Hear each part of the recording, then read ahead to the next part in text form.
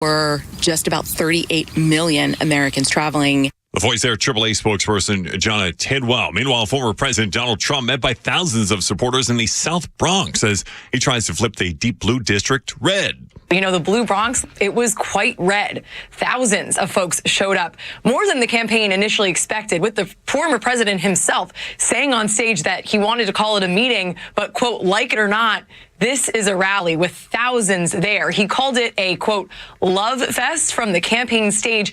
And that sentiment, it was returned by those in attendance, especially those native Bronx residents. For him to be in a place like the South Bronx, it's huge. I mean, you've never seen any other candidate do this. Biden's not doing this. Those in attendance wanted to send the message that the Democrat Party has taken their vote for granted for too long. It's Fox's Madison Allworth. They're trying to figure out what evidence should be allowed in the Hunter Biden Delaware trial over a gun charge. Trial is set to begin June 3rd. Hunter Biden is accused of lying on a firearm purchase form when he said at the time in 2018 that he was not using drugs. Prosecutors plan to show potential jurors excerpts from Hunter's own book, Beautiful Things, in which he talks about his drug use and addiction. Prosecutors and defense attorneys have been arguing over what evidence should be allowed in a trial, including documents and photographs from his laptop. Hunter's attorneys are requesting that certain things be off limits, like mentioning child support payments or money spent on adult entertainment or escort services, that such salacious details would prejudice a jury. A separate trial on tax charges in Los Angeles has been postponed until September. Jessica Rosenthal, Fox News. America's listening to Fox News. Well, the weather's warming up and summer's just around the corner. Everyone has a favorite outdoor activity: golf, bike riding, bird watching, long walks. Ask 100 people, you'll get 100 answers. But if everyday aches and pains are keeping you on the sidelines, I have one answer: Relief Factor. Relief Factor is a 100% drug-free daily supplement that helps your body fight pain naturally. Developed by doctors, Relief Factor uses a unique formula of natural ingredients. It doesn't just mask pain, it helps reduce or even eliminate it. Wherever you're hurting, back, neck, joints, or muscles, in 3 weeks or less, you'll start to feel the difference all day, every day. So whatever you like to do, swimming, pickleball, hanging out in the garden, Relief Factor can help you feel good again and let you enjoy all your favorite outdoor activities all summer long. Go to ReliefFactor.com or call 1-800-4-RELIEF and save on your first order. That's 1-800-4-RELIEF. Fight pain naturally with Relief Factor. There it is. The gentle sound of Let Her Rip Friday, baby. It's only me, it's only the Kimmer with Pete Davis, sidekick producer and sports raconteur extraordinaire, and the mechanical mangler at the controls, Flounder. 303 on 106.3. Memorial Day weekend in full swing, and if you're in your car driving along, please, you'll get there. And by the way, watch out for cops, and as they should be out there trying to slow people down. So anyway, we got a lot to talk about today, a lot of newsy stuff. First, Pete Davis, anything new in the mountains of Macon or anything that's a thing there? I was just told by my nephews that I own every board game ever made except one. And what one is that, sir? Well, I had no clue. Oh, God, Flounder, he did it again. Saturday! There we go. Threw me off my game. God. Joseph. Yeah. Flounder, how about you, sir? We got to say, I don't know what to do. I don't know how to stop Just have to roll with the punches. I know it. Anyway, here's the number, 404-741-1230, 741-1230. And it is Memorial Day weekend. And by the way, it's so that's a pretty serious thing on Monday. We will be off Monday. But we'll obviously have a talk show going on. The guy, Jimmy Fallon, I think was going to he'll be filling in for us on Monday. Outstanding. And by the way, today at 4 o'clock, Neal Boortz from Parts Unknown, probably down still around the Naples area in his house on wheels because he's getting his condo redone, which will take months and months. So Neal checks in at 4 o'clock, which will be very exciting. See what he's doing and how the weather's doing down there. This is about the time of year down in South Florida. Believe me, when I used to live down in Palm Beach Gardens, where the weather in the afternoon, oh, mercy, every day, pounding thunderstorms, winds, seriously, winds so strong that your car can be actually moved on the freeway. If you're trying to do 70, and it's just brutal. And of course, over bridges. And anyway, so I always used to try to get the hell out of there by about May 15th. It starts getting a little real iffy, and then go back around, a little after Labor Day or so. Anyway, whatever. So we'll talk to Neal 4 o'clock. Okay, 404-741-1230. Now, a couple things we have a lot of stuff to talk about, including the Hunter Biden trials. Some more information just came in. Also, the Donald Trump rally. Man, I guess I watched probably almost all of it. As much as Fox could cover. And by the way, how come they had like a handheld camera with somebody's hand in front of the picture for like the first 20 or 30, 40 minutes? Yeah, it was unbelievable. They couldn't have known that he was going to be there and set it up in time. What the hell was that? I mean, there was a girl giving, somebody was giving the finger. There was some hot girl trying to take selfies and blocking the stand. I mean, what the hell? They couldn't have had a TV camera knowing wherever he was going to be. It wasn't very good planning. Everybody else knew it. I mean, jeez. Anyway, whatever. I mean, I don't mean to be nitpicky on a beautiful Friday afternoon. By the way, it kind of rained for a while. We thought it was going to be stormy, horrible thunderstorms, and then it looked like it. And I got like 4 drops of rain actually walking from the parking lot to here. So anyway, whatever. But there's still a possibility of some stormy weather. So be careful, especially if you're driving south, because that's where it gets hotter and it gets more dangerous. Okay. Memorial Day. Here we go. A couple of things. In fact, a couple of things. And Flounder, I don't know whether you've ever talked to your dad about this or whether it's come up or not. What do you say on Memorial Day? When people say have a happy Memorial Day, well, Memorial Day is to honor the war dead, gave the ultimate sacrifice. So people are saying, well, there's got to be a better way. Here's an actual suggestion from social media that I put on the Google machine. Instead of saying Happy Memorial Day, there are alternative greetings to pay homage to the true meaning. For example, I hope your Memorial Day is meaningful. I wish you an enjoyable weekend where you remember those who are no longer with us. Please join me in remembering the fallen soldiers who are no longer with us this weekend. I mean, those are things that are great, but it's kind of hard to get that out. And by the way, if someone says to me, and I'm a jarhead, but if someone says to me, Happy Memorial Day, I say, I say Semper Fi and make it a good weekend or something. In fact, this just happened. I need service on my car, and so I called Scott at Schottenkirk Ford, and I got her. They're going to pick it up on Tuesday because the holidays Monday. Pick it up on Tuesday or Wednesday, whatever. And so at the very end, we're getting to go, and he says, have a good Memorial Day. And I have a good Memorial Day. I've always said either I'll say I appreciate your commitment, or I'll just put my hand over my heart and go like that. Yeah, open my heart. But now, if someone says to you, if you may be going on a picnic with your girlfriend or something, you just say, have a happy Memorial Day. It's clearly not meant to be offensive, so I never take offense. But at the same time, happy is the wrong word to use. Wrong word. Yeah. Now, have you ever talked about this with your dad? No, I'll bring it up with him this weekend. I'll have to ask him. Yeah, he's the combat Vietnam veteran, decorated veteran, and to me, again, I never take anything like that personally, but I will think about it a lot on Monday, especially 3:00 is when you're supposed to actually kind of pay tribute at 3:00 p.m. In the afternoon. Anyway, real quick, we got Brendan on the line. He wanted to thank you for your service. Brendan in Peachtree Corners right here. Brendan, Peachtree Corners, Brendan. Welcome aboard, sir. Let her rip. How's it going? What's up? Of course, my friend. And it's different than a Veterans Day, than Memorial Day, of course. But you have wonderful friends who, are no longer around. And I just want to thank you and everybody else. And, it's an interesting time because people like yourself served a country that is a bit different than what this country is now. And those who died for a different country than what it is now. But we just bless them all along. Semper Fi to you, Brandon. I really appreciate it. Your kind words and your kind thoughts, even more important. And like you say, especially now, what the hell's going on in this country? I mean, this is, Well, you're not going to ask me because it's not appropriate. I did not serve, right? I'm 46 years old. But I'll tell you, it's a country of the working class and the working poor, and no one in D.C. cares about them. And so that's why I would find it hard to ask young people today to go overseas for Mitch McConnell and Schumer and those types. Yeah, believe me, there's a lot of us, including me, saying, if I had an 18-year-old kid who said, "Hey, Dad, I'd like to join the Marines," I'd say, "Well, now maybe go to school for a couple of years." I mean, I said, I'm not sure I'd want you in right now.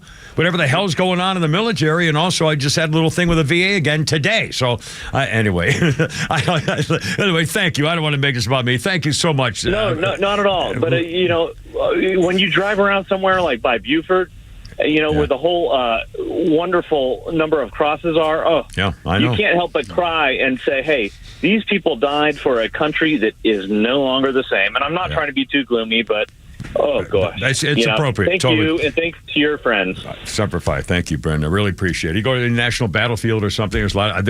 I live right next to, if you're lucky like me to have either a amphitheater? No, an American Legion or American Legion. Say it! Or what's the other one? I don't know. Oh my God! Oddfellows Local 401? VFW, Veterans of Foreign War. I couldn't come out of my freaking mouth. God, don't get old. I should go ahead and just say that should go camp out in Alaska when you get to be 64, and then say, because it's over when you can't get things out of your freaking mouth. My God, VFW. I mean, God, I was signed by my father-in-law in 1969. So I couldn't even spit it out. God. Lisa points out, your grandfather didn't sleep in a foxhole in a far-off land clutching a picture of your grandmother so you could surrender your guns, you pathetic, weak-minded fools. Oh, man. And I just... I thought about. I'm going to read part of one probably the most famous Civil War letter, which is where we started celebrating Decoration Day from that. And I'm going to read part of a letter about it, and it reminded me of a guy back then in the Civil War. The soldiers saw what was going on and never had any indication that they would live, so they were writing letters about dying and what it meant to them and sending them off. My generation, and I'll bet Flounder's dad knows about this too. The tendency was to have what we would call a death letter that was saved, and then if you didn't make it, then it would sent to your wife or whoever, so that you would explain all the things. Did you write the death letter? Yeah, that's who writes it. I did, but I didn't. God, sorry. Yeah, I never. She never saw it or knew about it because I didn't want to ever have her thinking about it when she didn't need to. I don't know. It's kind of funny, but anyway. Sorry. Okay, 3:13. All right. No, we got Holy Crap at Sports, and in fact, we have an audio daily double on today's feature, Flounder, from my history list coming up. The one I asked you for with a famous thing that happened many years ago on TV commercial. That's coming up. Holy Crap at Sports. Flounder's funnies for Nuckies, Hoagies, and newsy stuff, and I don't know. It's all with a Kipper, Pete, and Flounder. It's freaking Friday, man. Be careful out there. Drive safe, safe, safe. Look out.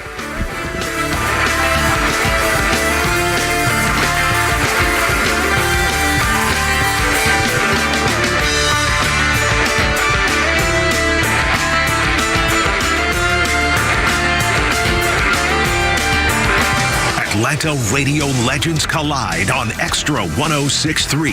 The legend Neal Boortz is live every week with Atlanta legend The Kimmer. Because when you get these two guys together, who knows where we'll end up? I am shocked.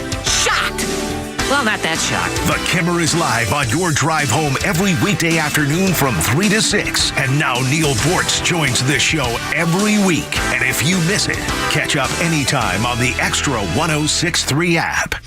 I was talking about a Semper Fi patriotic company appreciating the Constitution these days.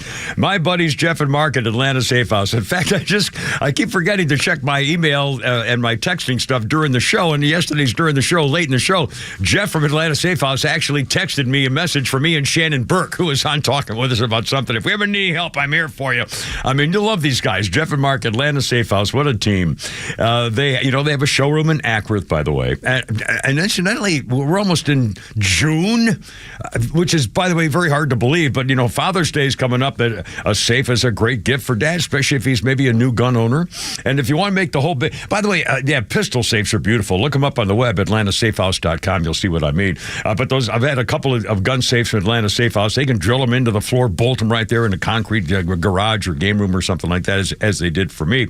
And it's really fun spinning that dial, keeping all your stuff in there, not just guns, obviously anything you want to keep safe, including things like your medical records. That came up today with the VA again. Or your a living will, like mine. My kids know where to get all my stuff: credit card numbers, phone numbers, investment stuff, like I have, and all that stuff. Keeping it safe. Things you want to say, things you treasure from your early childhood, whatever. You know what I'm talking about, including your Social Security card. Tell them the Kimmer sent you when you check them out, whether it's in person at the showroom in Ackworth or looking them up on the web. Great prices, great things. They're the best delivery teams in America. And you tell them the Kimmer said so too. AtlantaSafeHouse.com. Millions of guys suffer from erectile dysfunction. That's 1 in 4 men. And I can tell you, I'm one of them. If you or someone you know suffer from ED, Peyronie's disease, or PE, here's 38-year emergency room doctor and founder of Total Body Therapy of Georgia, Dr. Eric Deal. Patients who enter my office are often frustrated, hopeless, depressed, and embarrassed. I understand the problem, and I'm going to help you fix it. There are lots of competitors that don't have the credentials that I have. When you go to other clinics, you're not going to see a board-certified physician with the experience that I have. When you come to our clinic, you're going to see me. There's just not one therapy that can solve these complex issues. I'll do a complete history and physical prior to any treatment that we use. Take it from me, Dr. Deal. When it's not hard, it's really hard. Call Dr. Deal for your free one-on-one evaluation and resolve your ED, Peyronie's, or PE issues. Total Body Therapy of Georgia, 404-777-1911, 404-777-1911, online at stopmyed.com. This is Dan Watkins with All Four Seasons. We've always been Atlanta's best at installing and servicing garage and entry doors, but you would be surprised at how many windows we've installed as well. So we're proud to announce a new division, All Four Seasons Windows. We now have the ability to make sure every opening in your house is safe, energy efficient, and looks darn good. So give us a call today to schedule your free sales consultation. Find out how you can decrease your energy bills and increase the beauty and value of your home with All Four Seasons garage, entry doors, and windows. It's the time of year where the owner of Central Heating and Air, Santa Chuck, is bringing back the 4th annual Christmas in July, benefiting Children's Healthcare of Atlanta. Now through July, $10 from every new maintenance agreement will go directly to the Christmas in July program. The more maintenance agreements you sign up for, the bigger and better we can make Christmas in July. And remember that Central Services all makes and models. So call 770-GET-HEAT, go to centralheat.com. Carrier products, carrier peace of mind. Central Heating and Air Conditioning, your Atlanta carrier expert. We're smart, we care. We're Central Heating and Air. Hey Atlanta, it's Ben, host of the Weekend Ben Burnett Show, proudly brought to you by Peach State Pride. Each and every weekend, we bring you all the issues going on around the globe and what America's ultimate role is in order to drive our agenda forward as conservatives. And if you ever miss an episode, you can download everything I've ever done on Apple, Spotify, or you can go to the podcast park. See you around, Atlanta. The legend Neal Boortz is only on Extra 106.3. With daily commentary you'll hear throughout the day. And he's on live with a Morning Extra every Tuesday morning at 7:30. Atlanta's only conservative news and talk station, Extra 106.3. And catch all of Neal's commentary on the Extra app. Yeah, but he's on with us at 4 o'clock, so there. Look out. Oh, mercy. 3:19 in the afternoon, Let It Rip Friday, anything goes with a Kimmer, Pete, and Flounder and Tina Turner. 1 year ago on this very day, Tina Turner's classics hits like River Deep, Mountain High, What's Love Got to Do With It, and The Best made her a superstar. Tina Turner on this day last year died at the age of 83. She had a number of health issues, including cancer, a stroke, kidney failure. Tina Turner was dubbed the Queen of Rock and Roll, rose to fame alongside her disgusting scumbag, wife-beating punk husband, Ike. She should have killed him a long time ago in the 1960s, with songs including Proud Mary. It was famed for her raunchy and energetic stage performances and husky, powerful vocals, to say nothing of her legs. That was what she was probably most famous for. She won 8 Grammys, was in the Rock and Roll Hall of Fame as a solo artist. having been first inducted alongside the scumbag Ike. I thought he died and was in hell already back sometime. Anyway, Tina Turner died a year ago today. My favorite was You Better Be Good to Me. Man, when I hear that song, I think I have it on my Music Magic stick. I think you might have put it on there. Man, when I hear that song, you can't stop moving around. You better be good to me. Jeez, man, what a good beat. Okay, doke, 319. 320. Sorry, I lied. Here. That's not it. That's all right, Flounder. I'm trying to throw. I'm not. Well, I'll do the birthday while we're playing Little Tina here. John C. Reilly, 59 years old. Listen to the beats building up here. I love this one. Here we go. Stand up. Boom, boom, boom, bop, bop. John C. Reilly, 59. Superstar. Paired with Will Ferrell. Talladega. I love when she starts railing right here. Coming out now. Love that guitar. Oh, yes, I'm touched by this show. I'm going to say it in a minute. Step Brothers, Talladega Nights, Wreck-It Ralph, that Gang New York City movie. Here we go. Sing it, Tina. Tina Turner, baby. Should you what, baby? Lay it on me. Let me have it. Give it to me, baby. I'll be good to you, baby. Leave your stuff. I got everything you need right now. You and me, baby. Yeah, baby. Oh, I'm going to use that lingo. I'm going weekend hunting for a chicky time tonight, baby. Oh, she got me worked up. Ah! Man, I love this freaking song. All right, that's enough of me. Good Lord, man. 321. Well, this is the nature of our press. Friday, Memorial Day weekend. People are traveling in the cars. What the hell? You know, join us, have a little fun. In fact, if you have a little, what are you doing this weekend? Are you having a barbecue? Are you doing something different? Do you do a happy thing or whatever? If you want to join us, please do. 404-741-1230. Now, this was fun, too. On this day in 1988, I personally will never forget the first time I saw this TV commercial for FedEx. Flounder, if you will, sir, from 1988 on this day. Okay, Eunice, travel plans. I need to be in New York on Monday, LA on Tuesday, New York on Wednesday, LA on Thursday, New York on Friday. Got it? Got it. So you want to work here? What really makes you think you deserve a job here? Well, sir, I think I like it. I'm good at figures and I have a sharp mind. Excellent. Can you start on Monday? Yes, sir, absolutely, without hesitation. Congratulations. Welcome aboard. Wonderful, wonderful, wonderful. And in conclusion, Jim, Bill, Bob, Call, Fred, Load, Dork, Adolf, and Ted. Business is business. And as we all know, in order to get something done, you got to do something. In order to do something, we got to get to work. So let's get to work. Thank you for taking me. Petey did a bang-up job on putting you in charge of Pittsburgh. I know it's perfect, Peter. That's why I picked Pittsburgh. Pittsburgh's perfect. Peter, may I call you Pete?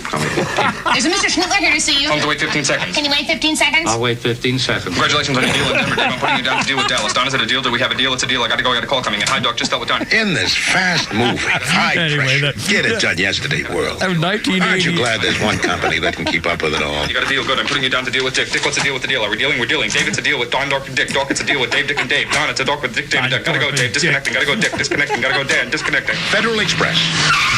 But it absolutely positively has to be there overnight. Overnight. That, my friends, is John Moschita set the Guinness World Record for fast talking at 586 words a minute. He's the FedEx commercial guy. Wait a minute. 586 words in 60 seconds, which is 10 words a second.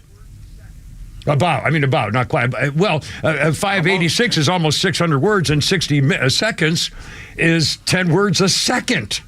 A second, ladies and gentlemen.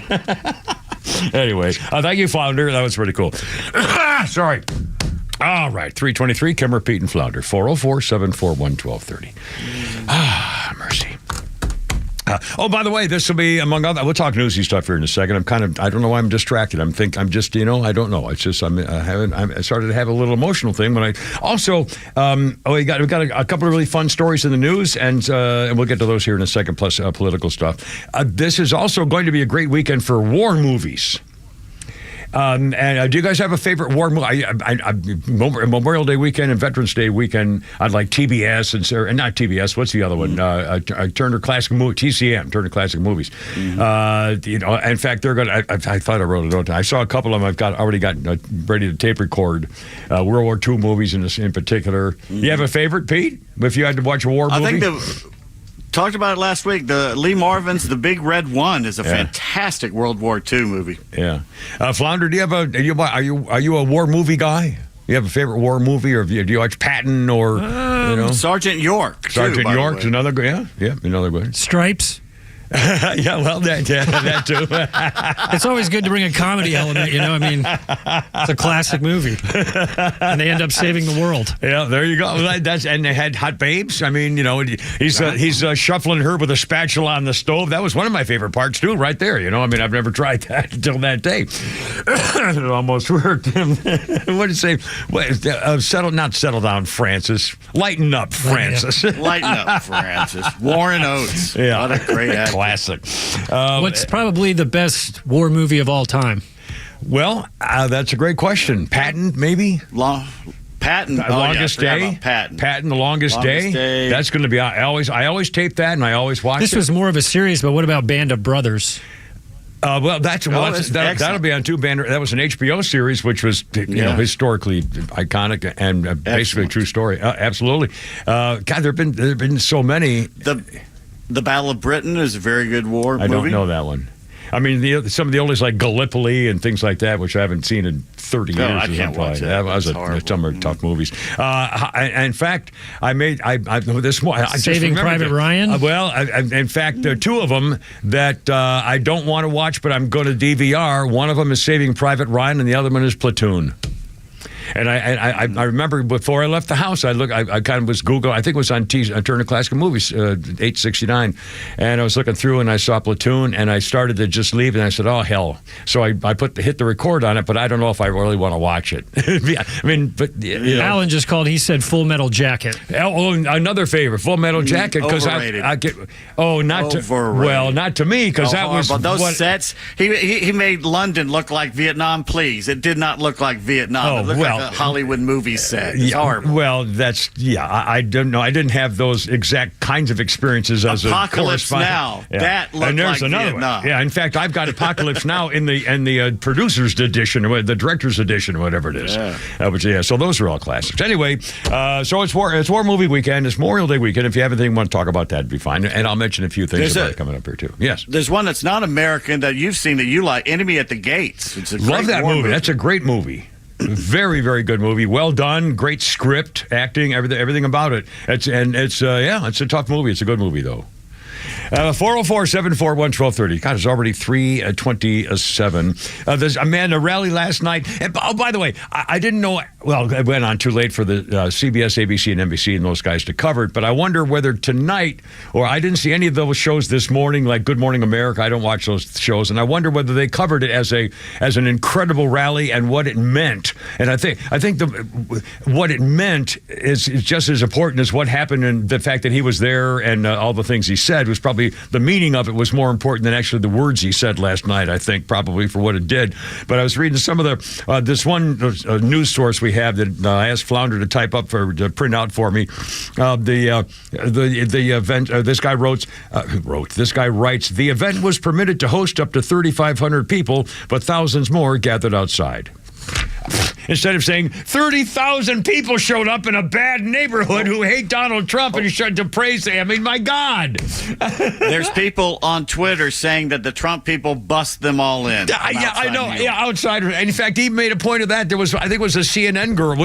Actually, I've got some good audio here. Yeah, play anything you want. This is cool. I am looking forward to the response of everyday Bronxites talking about how they feel about him coming to their back. Where are you from? The Bronx, actually. I'm originally from the Bronx and from New York. I'm from the Bronx. Right here in the Bronx, New York. This is home, right here.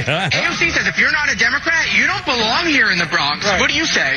I disagree with that. I don't think she should be here in the Bronx. I actually don't know any Democrats living in the Bronx. Look, AOC, look at the tremendous support for Mr. Donald J. Trump. You need to tell her that she need to stay out the Bronx because look at all the people around. Everybody says for Trump. I am a Democrat. And I belong here. And who are you voting for? Donald J. Trump. What has AOC done for the Bronx? She's done nothing for the Bronx. Nothing. Nothing's changed. Nothing's gotten any better. Nothing. Absolutely nothing. Let her come to the Bronx and let her come among us people that struggle. She doesn't even know what struggle is. I mean, for example, holy smokes. This was an amazing event, and there's no way that he bust in 30,000 people. I mean, please. But they'll say anything and do anything. The other thing the mainstream media was doing yesterday is they took a photograph of an overall pic of where the event was, and they took it at 11:30 in the morning. So not even a third of the crowd was there, and that's what they were trying to say was the crowd. But these people. Think of the dichotomy. Last week, the president went to a historically black college here in Atlanta, told them they were all victims, and America is a horrible racist country. Yeah. And yesterday, Donald Trump went into the Bronx and talked to a much larger crowd and told them, we unified, we can do anything. Not only that, remember the reaction when President Stupidface was talking about the things to help the people, and there was like 9 people clapping. I mean, oh my smokes. And Trump crowd last night. In fact, we got a lot of cuts. We'll play them all for you, too. And including some where they actually, that Byron Donaldson, I think he's got a future, man. He's a young kid. I think this is his first election. He's from Florida, black guy, very well spoken. He's on the, I shouldn't say that because he's black and very well spoken. It looks like Put It Down. Incredible. For a black guy, he doesn't look funny. How about that? He speaks okay for a black guy. Anyway, and I think he kind of represents Trump a lot. And boy, if he had been in Congress for like 10 years, he'd be on the ticket. Anyway, we'll talk about 3:31. Kimmer, Pete, and Flounder. Friday, join us. How you doing? Memorial Day. Herp, look out.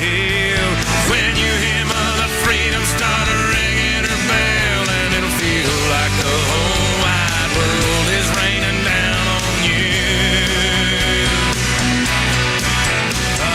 Brought to you courtesy of the red, white, and blue.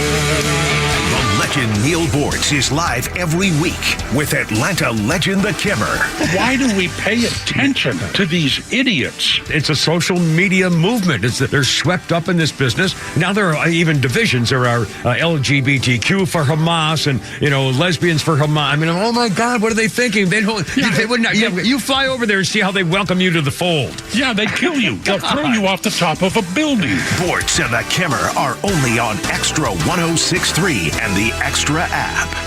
It is so important to prepare in case of any emergency, and there's one place you can do that, and that's True Prep in Marietta on Cobb Parkway. But before you get into preparing, you need to know everything that goes into preparing. That's why they have all these great classes. They always have an intro to emergency preparedness class. What about a bug out bag? Make sure that you go to their class on that. And also, don't forget, they also do blood drives, everything else. It's your one-stop shop for preparedness. True Prep, Marietta, Cobb Parkway, or online, trueprep.com. That's TRUprep.com. Prepare today for a worry-free tomorrow at True Prep. Hey there, Atlanta sports fans. Home team Brandon Leak here with Sonder Health Plans.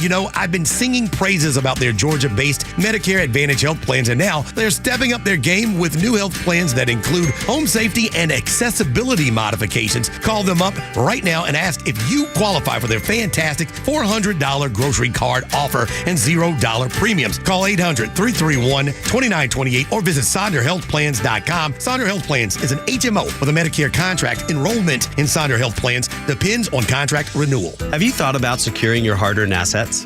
Do you have concerns about the future? Protecting assets is crucial, and that's where Nelson Elder Care Law excels. As a family-owned and family-focused firm, we provide absolute assurance and peace of mind through our trademarked Absolute Protection Trust, tailored services in estate planning, probate administration, Medicaid crisis solutions, guardianship, and conservatorship. Our goal is to exceed your expectations and empower informed decisions. Visit NelsonElderCareLaw.com for asset protection and peace of mind.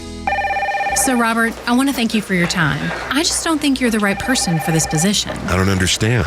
Was it something I said? Well, we did a background check on you and found some things of concern. If you're in charge of hiring for your company, you know how helpful a background screening can be. That's why companies that use Horizon background screening make smarter hiring decisions. Don't let the wrong hire put your company at risk. Get the real story on your candidates at horizonscreening.com. horizonscreening.com. It's time to slide into summer at Truist Park as your Braves take on the Washington Nationals and Oakland A's May 27th through June 2nd. And don't miss 2 exciting giveaways like the Ronald Acuna Jr. NL MVP bobblehead presented by Delta on May 28th, followed by the Matt Olson bobblehead presented by Northside Hospital on May 30th. Swung on and rocked down the left field line. Rolling down the line all the way to the wall. Braves will take the lead. 2-1 Atlanta here in the 4th. And the CMT Hot Prospects Concert Series is back in the Battery Atlanta, featuring up-and-coming country artists every Friday throughout the summer. Previous artists have gone on to great success in the country music industry, and on May 31st, Chapel Hart will take the stage for a pregame concert at the Plaza Green. There's plenty of fun all week, and no better place to spend your Memorial Day and the first week of summer than Truist Park. Visit Braves.com/promos to get your tickets. Atlanta Braves baseball. We are Braves country. Looking for bold discussions on vital issues? Tune in to the Janelle King Show every Saturday at 3 p.m. with an encore episode every Sunday at 9 a.m. right here on Extra 106.3, where we dive into kitchen table topics that are essential for a strong republic. Don't miss an episode, but if you do, it's all good because we have new podcasts that drop every Tuesday on the Podcast Park or wherever you get your podcasts. Don't miss out on these thought-provoking conversations. Miss any of the show? No sweat. Grab your Extra 106.3 app and listen to show replays whenever you want. Download the Extra app now for Apple and Android by searching for XTRA 106.3. All right, look out now. Here we go. And at 3:35, Kimmer, Pete, and Flounder, and Billy Joel. Well, you went uptown riding in your limousine. There you go. You find Park Avenue clothes. I like a lot of his songs. And I guess he really was a piano man, where he would just, his career started by going into bars and playing the piano and singing songs, and someone finally said, hey, you got to be a star one day, and then it happened. I knew a guy like that once in San Francisco when I was dating that chick who tried to get me into a three-way with another guy. And she took me to this piano bar place, and that guy was like that. I forgot what it was. Anyway, but that was kind of a deal. 3:36, Kimmer, Pete, and Flounder. Billy Joel on this day, 2009, was a big shot. And he was also being sued by his former drummer for hundreds of thousands of dollars in royalties he never got. Liberty DeVito said he hadn't paid him for 10 years. DeVito was Joel's drummer from 1975 to 2005, and then he got thrown out of the band. DeVito said, people get fired, they get severance or insurance for a certain period of time. I didn't even get a phone call. It was cold. Well, you're not an uptown girl. How about that? About that story there in San Francisco, so that story was nothing like Billy Joel. It was a piano and a guy, and I had a hot babe at the time who, you know how I picked her. Oh, no, I was going to tell the line I used when I seduced her. I feel like John Travolta, that meme. John Travolta, the meme where he's going. What the hell did that have to do with Billy Joel? Shut up. It was a piano man story. Whatever. Keep walking. Just going to tell you the line I used to pick her up. Please. I don't know. We can use one. Times are tough. We can back use to one. the actual thing here. Let's see. Birthday, Kristen Stott. Kristen Scott Thomas. Man, she was praised. In fact, this guy here in this thing says, luscious star of Gosford Park, Life is a House, and The Horse Whisperer, and The English Patient. Luscious star. Oh, my God, she's anorexic. She's got like a triangle jaw face or something. Oh, my God. She's Kristen Scott Thomas, 64. And I remember the Seinfeld episode when Elaine hated the English Patient. Everybody else loved it. She got you hated the English Patient. Wait, was that the one where Jerry was making out with a Jewish girl? Oh no, that was Schindler's List. Schindler's List. Yeah, Schindler's List. His mother caught him. Let's see. Let's see. 1941. Speaking of patriotism and sacrifice on Memorial Day weekend, 1941 on this very day was the Battle of the Denmark Strait. The German battleship the Bismarck was the German battleship the Bismarck. The British ship sank the British ship the Hood, the HMS Hood. The shell exploded the armory on the Hood and killed 1,400 sailors. They gotta sink the Bismarck to the bottom of the sea. Johnny Horton, big song about it, and that was a true story. And they finally did get the Bismarck, as I recall. I forgot exactly how they did it. And they had to surround it and cripple it, and it just took forever, to sink the sumbitch. Yeah. And it was a real force, and that was 1940. It took the whole British Navy basically to sink the one damn ship. And that was they said would take the whole British Navy to go looking for it. I mean that was their goal. 3:39. Neal Boortz coming up with us at 4:00 today from traveling down south as his condo gets revamped and stuff. And so we got a little newsy stuff. Now you and Pete Davis, we have kind of a Memorial Day quiz. You want to do that here? Oh, I'm sorry. Wait a minute. Do we have Flounder had some reaction or something? I'm sorry. Wait a second. Flounder, what do we have going? No, we had a little YouTube reaction on Best War Movie. Let's see. Sophie said Dr. Strangelove. Another great one. That's a good one. Absolutely. I have that one on my too. Kimberly said Hacksaw Ridge. Snoop says Midway. James says Life of Brian. And then Life of Brian. Okay, all right. That's not a Midway was Bob says Tora. Another good one. Another very very good one. And then Bob also said The Best Years of Our Lives. Yes. Yeah, excellent. Returning Frederick March, was it, I think? Myrna Loy. Yeah. Frederick March, I believe. Oh, wow. Those were all good ones. Those are all good ones. Yeah. I was almost going to mention the Clint Eastwood one where he plays the Marine recon drill instructor guy with those idiot guys, and then and he comes back and his girlfriend's at the bar. And I don't know. They portrayed the Marines in the Platoon as a bunch of doofuses. I was really offended by that. Heartbreak Ridge. Heartbreak. No. It was Heartbreak Hill. No, you almost had it. Heartbreak Ridge. Maybe was that it? Might have been it. I don't know. Heartbreak. No, I don't think so.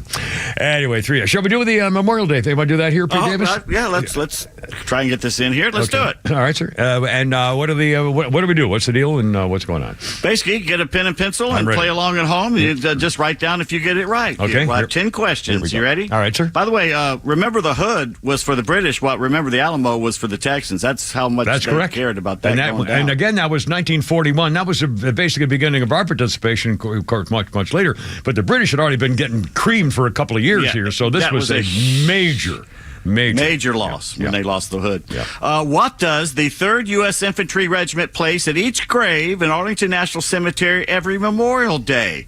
Wreaths, small flags, red poppies, or roses? Okay, this is which division you're talking about? The 3rd U.S. Infantry Regiment. Okay. What do you think? I'm going to go with flags. I got flags. You're both correct. Flags, that's right. Hundreds of thousands of them. A tradition since 1948. In fact, my daughter Sarah, every year, and I'll bet she'll do it again on Monday, she takes her school classes. She works with special kids in Colorado, and they go to cemeteries and plant the flags, which I think is a very nice thing for the schools to be doing too. Yes, sir. Which flower is associated with Memorial Day? White rose, cherry blossom, red poppy, or blue snapdragon? I believe that's the poppy. I'm going to go white rose. The red poppy. Yeah. Sorry, Flounder. Damn it. Symbol of red. And several countries do it, especially over there. Because I was in England last year for Memorial Day weekend, doing the somersaults in the Spitfire over the English Channel. There you go. And everybody had a red poppy on. At least the real English people did there. John McCrae's poem In Flanders Fields, 1915, is where they got the idea for doing poppies that. Poppies in the field. Yes, sir. What is the official birthplace of Memorial Day? I think I remember this. It's a little town in New York State. It's not Waterfall or... It could be Washington, D.C., Charleston, South Carolina, Gettysburg. It's Charleston, South Carolina. Or Waterloo, New York. Well, okay, both. The first, as I remember... No, it can't be both. All right, now, wait a minute. Okay, now here's the deal. The first official ceremony that they recognize as people dealing with things in graves came in Charleston, South Carolina. But the official government observance that they say was of the official Memorial Day was in that little town in New York. What do you say, Flounder? I'm going to go Washington. No, that's not even close. More than a half dozen places claim to be the birthplace, but the proclamation of the Congress in 1966, Waterloo, New York. Waterloo, New York. And by the way, in fact, I just have this in my notes. Records show commemorations were organized by a group of formerly enslaved people in Charleston, South Carolina, less than a month after the Confederacy surrendered in 1865. But in 1966, the government declared Waterloo, New York. So that's why they were both. I'm taking 2 check marks. I'm sorry. Flounder just sent me a message, and I concur. Tell me to kiss your ass. No, Flounder says, we're never going to finish this. You have an anecdote after every question. I don't know. But that's fine. That's what the show's about. We'll just go long. And listen. All right. In what year did the U.S. federal law decree Memorial Day observed on the last Monday in May? Was it 1875, 1971, 1919, or 1946? I know this one, Flounder, and I know the answer, and I don't. And I'll go 1946. Nope, 1971. Exactly, 71. You're absolutely correct. Really? I figured it would have been earlier. Isn't that than amazing? That? Yeah. That is incredible. But it was only official because, well, they weren't making federal holidays. Again, Martin Luther King Day was, later than it ever happened. But again, that is amazing to me that it was in the 70s. Thank you, Flounder, for filling the hole of Kimmer not having an anecdote. You filled the consistency. All right. Which of these U.S. sporting events is traditionally held on the Memorial Day weekend?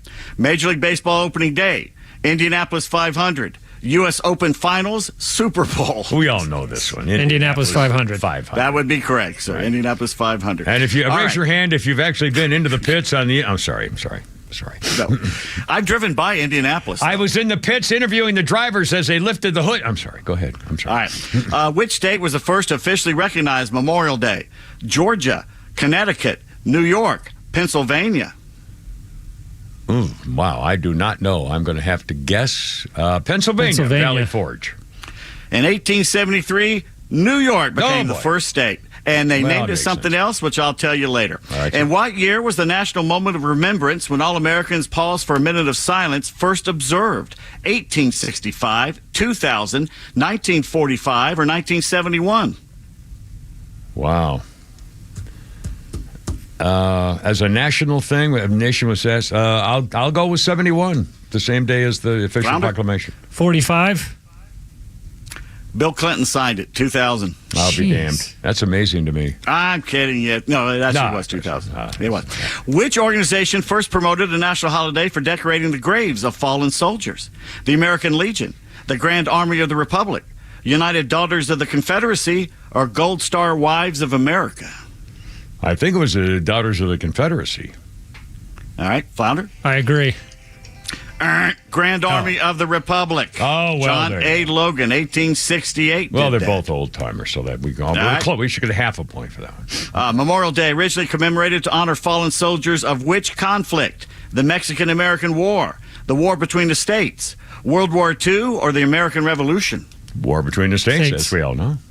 Yeah, exactly. War between the states. In fact, first observed, a little after that. Exactly. And finally, what was Memorial Day originally called? Decoration Day. Flag Day, War Remembrance Day, Decoration Day, or Civil War Day? Decoration Day. Mr. Helper. Well, we end with a bang. Well, you should raise your hand before you speak, class. It was changed after World War I. Yeah, you in the back. Yeah, the one that never shuts up. Yeah, you. Get out of there. All right, who won? How many did you have? I got actually all of them plus one extra because I did both answers. You did not. No, I missed one. I got. You missed one. Flounder, how many did you get? I got 4. I didn't do that hot. No, you didn't. Well, that was different. That sure was. But again, what the hell? It's weekend. Give us a buzz. 348. Kimmer, Pete, and Flounder, man. Be careful out there. There you go. What will he say? Keeping me down, boy, won't keep you away. It's Decoration Day, and I knew the hill boys had put him away, but my daddy wasn't afraid. He said we'd fight till the last Lawson's last living day. I never knew how it all got started. From From the latest breaking news to the conservative voices you know and trust, your best new follow on social media is Extra 1063. We're at XTRA 1063 on Twitter, Facebook, TikTok, Threads, and LinkedIn, and pretty much any social media you scroll through every day. And we drop exclusive giveaways, new daily content, and the latest breaking news from Georgia and across this great nation. Interact with your favorite Extra personalities. Get the latest on our live events and so much more. Follow at Extra 1063 across all your social media and keep up with Atlanta's only conservative voice. Hey, it's Lowe's for Howard Brothers and Honda Generators. You never know when a power outage will strike Atlanta and North Georgia. That's why you need a Honda generator from Howard Brothers. Honda generators are reliable, economical, and portable. They will work for you when you need it. You can get a whole house backup, or you can just keep your essentials working until power is back up. Howard Brothers has locations all around town that sell Honda generators. Learn more at howardbrothers.com/Honda generators. It's time for you to be powered by Howard Brothers and Honda. Join A Second Chance Bail Bond CEO Daniel Madelon and host Tug Coward for the weekly radio show Back Your Blue. They will highlight special initiatives, criminal justice programs, and community events aimed at keeping our communities safer. Tune in Saturdays at 10 a.m. to learn some good news about and from the law enforcement and justice communities. Tune in on Saturdays or catch up on all past episodes wherever you get your podcasts or at thepodcastpark.com. No one plans on going to jail, but when it happens, it's important that you know who to call. Call A Second Chance Bail Bonds, where we believe everyone deserves a second chance. Whether your loved one's been arrested in Cherokee, Clayton, or any of the other metro Atlanta counties in between, A Second Chance Bail Bonds works fast to help expedite release within hours. A Second Chance. It's better to know us and not need us than need us and not know us. Call A Second Chance 24/7 at 404-BAIL-OUT or online at atlbail.com. Hey, it's Tuck here with an important message as the weather heats up. Southern Exteriors is gearing up with unmatched quality and precision. For over 25 years, they've been delivering top-notch craftsmanship that you can rely on. And let me tell you, they're hotter than the campaign trail in July. Got a home exterior project that's got you feeling the heat? Don't sweat it. From roofing to siding, gutters to windows and doors. Call 877-9-SOUTHERN or visit southernexteriors.co. That's southernexteriors.co. Get a free consultation. Southern Exteriors, your home's best ally with any project. The warm air, the beautiful weather, and the sounds of baseball. It's got you thinking about hitting the road. And no matter where your adventures take you, Subaru of Gwinnett has a vehicle to get you there safely and in style. Like the 2024 Subaru Outback, which will take you as far as you want to explore. With standard symmetrical all-wheel drive, plus up to 32 miles per gallon. And if you're up for adventure, it'll get you off the beaten path with up to 9.5 inches of ground clearance, more than the Honda CR-V or Toyota RAV4. Or the 2024 Subaru Forester, the SUV for all you love. It's the right size SUV for all the adventures ahead, with a spacious and comfortable interior for everyone you want to bring along. No matter where adventure takes you, it starts on Satellite Boulevard in Duluth with the amazing staff at Subaru of Gwinnett. They'll help you find the Subaru that you'll love and be there every step of the way for everything you need. Start your shopping online at SubaruofGwinnett.com.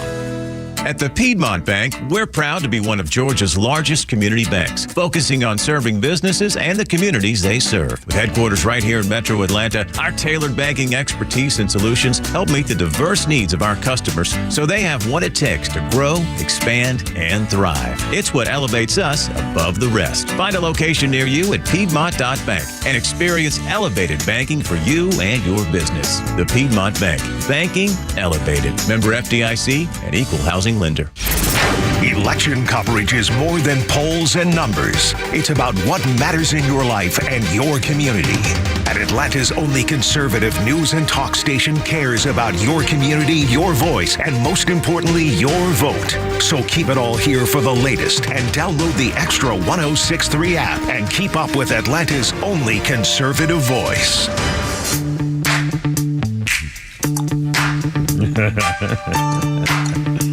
Hey, how you doing? Kimmer, Pete, and Flounder. Let It Rip Friday, 3:53. Neal Boortz joining us after the 4 o'clock news update. On this day, 1999, Queen singer Freddie Mercury, who died in 91, was honored on a new set of Millennium stamps by the Royal Mail. Mercury featured on the 19P. What's that P? What 19 what? What's a P in British? 19 pound stamp? That can't be right. It says a 19P stamp. What's the penny? Penny or pen? Pence. Oh, pence. A pence. 19 pence stamp. A keen stamp collector, and his collection was bought by the post office in 1993. The stamp marked Freddie Mercury's contribution to Live Aid in 1985 and caused controversy by featuring a small portion of Queen's drummer Roger Taylor in the background. British stamps by tradition only carry pictures of living persons who are members of the royal family. And he was not a member of the royal family, so it was very uppity, but the British going through a very thing, And, our birthday list includes Priscilla Presley, good to 79. Elvis's ex-wife, Lisa Marie's mom. She's Jane Spencer in The Naked Gun, Naked Gun 2.5, Naked Gun 33 1/3. All well done, boys. Just you know what the heck. I never thought she was particularly that attractive or anything. She's nice lady. She's a good-looking woman. Well, actually, just and let's see. Oh, this is, hold on a second. I got to get my thing here with my thing. This was the day in 1830. A poet named Sarah Josepha Hale of Newport, New Hampshire, published a little poem called Mary Had a Little Lamb in 1830. It went like this. Mary had a little lamb. Its fleece was white as snow. Mary discovered shish kebab, and now that fleece is a throw. Ladies and gentlemen. No, that wasn't it. Mary had a little lamb. She tied it to a pylon. 1,000 volts went up its butt and turned its wool to nylon. I said, no, that's not the right one. Here we go. Mary had a little lamb. Her father shot it dead. Mary took it to school the next day between two chunks of bread. Now, these are just wrong. That's not, I looked it up and it's just. Do you want to hear Monty Python? I do. Mary had a little lamb, and it was always grunting. So she tied it to a 5-bar gate and... There you go. Mary had a little skirt with a slit right up the side, and every time... Well, no, I don't. She also had a skirt, but she didn't wear that one very often. Anyway, 355. Oh, God. 404-741-1230, 741-1230 if you want to join us. Let's play some more Donald Trump rally stuff. Flounder, you want to pick out another one here? Anything you want? We got a bunch of them here. See what it was really, really fun last night. I watched almost all of it. It was as long as they could cover it, I was trying to watch. This was one of the most entertaining ones. Excellent. Here as well as rapper Chef G. Does everybody know Chef? Where is Chef? Red Star. Where is he? Come on up, fellas. Rapper Sleepy Hollow.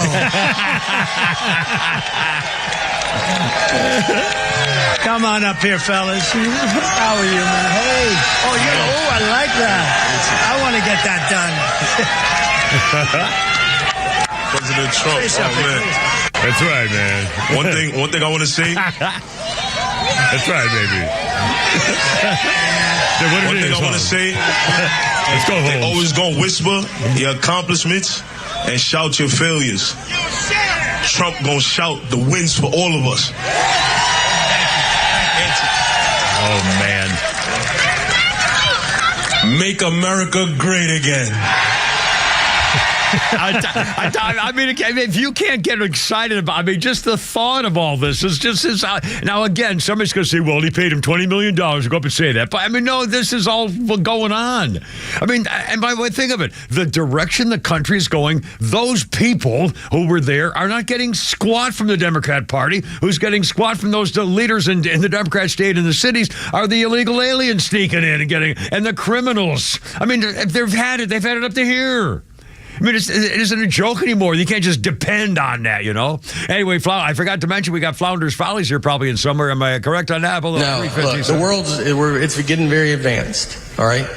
I've been to a dog bakery. I've been to a dog bakery in my life. Adult bakery. Dog. I went in there, and no one was in there. The lady was looking at me like, "Are you here to buy this store for me?" That was her only hope. I talked to her. She had some time on her hand, excited to talk. And she said her and her husband bought the store for their 27-year-old daughter who graduated from college with a degree and came out of college and said, I want to own a dog bakery. I want to make cakes for dogs. Which if I asked my 6-year-old what she wants to do when she grows up, I think she'll tell me she wants to make cakes for dogs. And I'm going to tell her that she can do whatever she wants to do, hoping she doesn't turn 27 and go, let's talk about those cakes for those dogs. Nate Bargatze. That's Nate. He's a very, very, very funny guy. Our number is 404-741-1230. Coming up, we'll talk more about the judge is not going to allow some of the salacious stuff about Hunter Biden to go into his gun trial. For example, they're not going to be able to tell the people that he's a dirty, rotten, scummy dropout, got thrown out of the Naval Academy at Annapolis for being a drug head. They won't be able to talk about his denying that he knocked up that stripper and then denied he even had anything to do with her and denied his child Navy or whatever her name is until they finally caught him with a DNA test. Anyway, we've got all that stuff coming up on Hunter. Also, the latest, we'll have some more from the Donald Trump trial as well.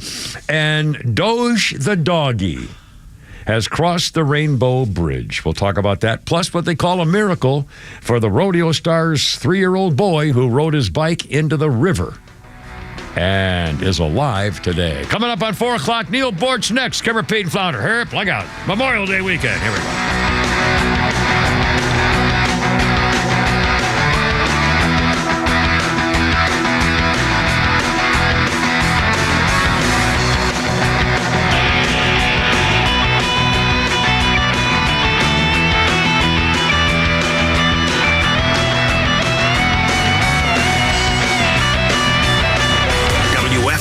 and W292EV Marietta, a Dickey broadcasting station. This hour is presented by Atlanta Safe House. Preparing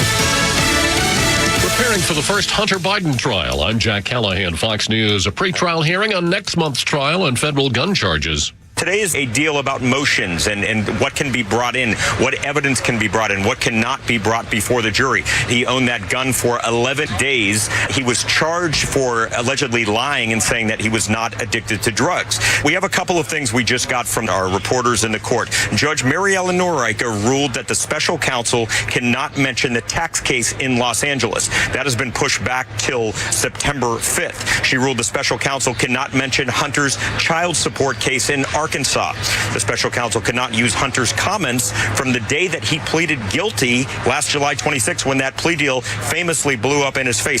Fox's David Spud report prosecutors plan to use evidence from Hunter Biden's laptop in the trial. 25,000 at Donald Trump's rally in the Bronx yesterday. I am a Democrat, and I belong here. And who are you voting for? Donald J. Trump. Many telling Fox they want to change. The Trump campaign had a voter registration table set up at the event where some Democratic voters say they switched their party affiliation to Republican. Now, New York's Democratic Governor Kathy Hochul attacked Trump and his supporters at the rally. I'll tell you, it won't make a difference at all, Jake, and that is for Donald Trump to be the ringleader of and invite all his clowns to a place like the Bronx. New York will never, ever support Donald Trump for president. And so go ahead, spend all your time you want in New York, because we'll be with Joe Biden, and Joe Biden's out there winning over the rest of the battleground states. About a couple hundred counter-protesters showed up at the rally. Fox's Brian Yenna's Governor Hochul is being chastised for calling her own constituents clowns who attended the rally yesterday. America is listening to Fox News.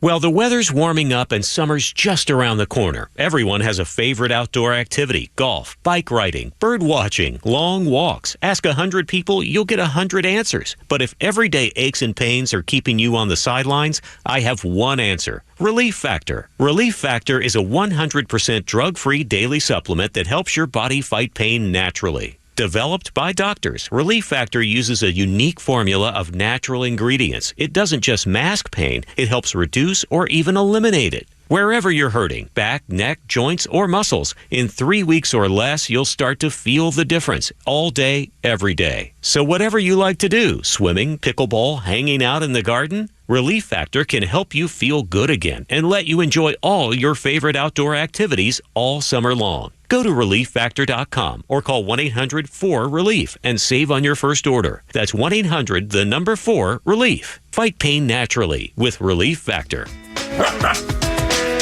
I made Flounder put this on my magic music stick. There we go. Hanson, baby, with M-Bop. By the way, that pain commercial on that other one, if I never hear the phrase, you don't understand, I say, it's gone. It's gone. That guy, oh my God, if I don't hear that again, I'll be really happy. Anyway, here's Hanson starting a three-week run at number 1 on the singles chart in 1997 with M-Bop. The brothers' first number 1 and number 1 in Britain as well. Phenomenally successful, especially for a debut single. It reached M-Bop reached number 1 in 27 countries, including Australia, Mexico, and Germany. Hanson, here we go. M-Bop, take your time for that M-Bop. I have no idea what to do. Chili on, sound something or other. My God. Anyway, they all look like little girls. Our birthday, and by the way, compare that with our birthday list today. Bob Dylan is 83.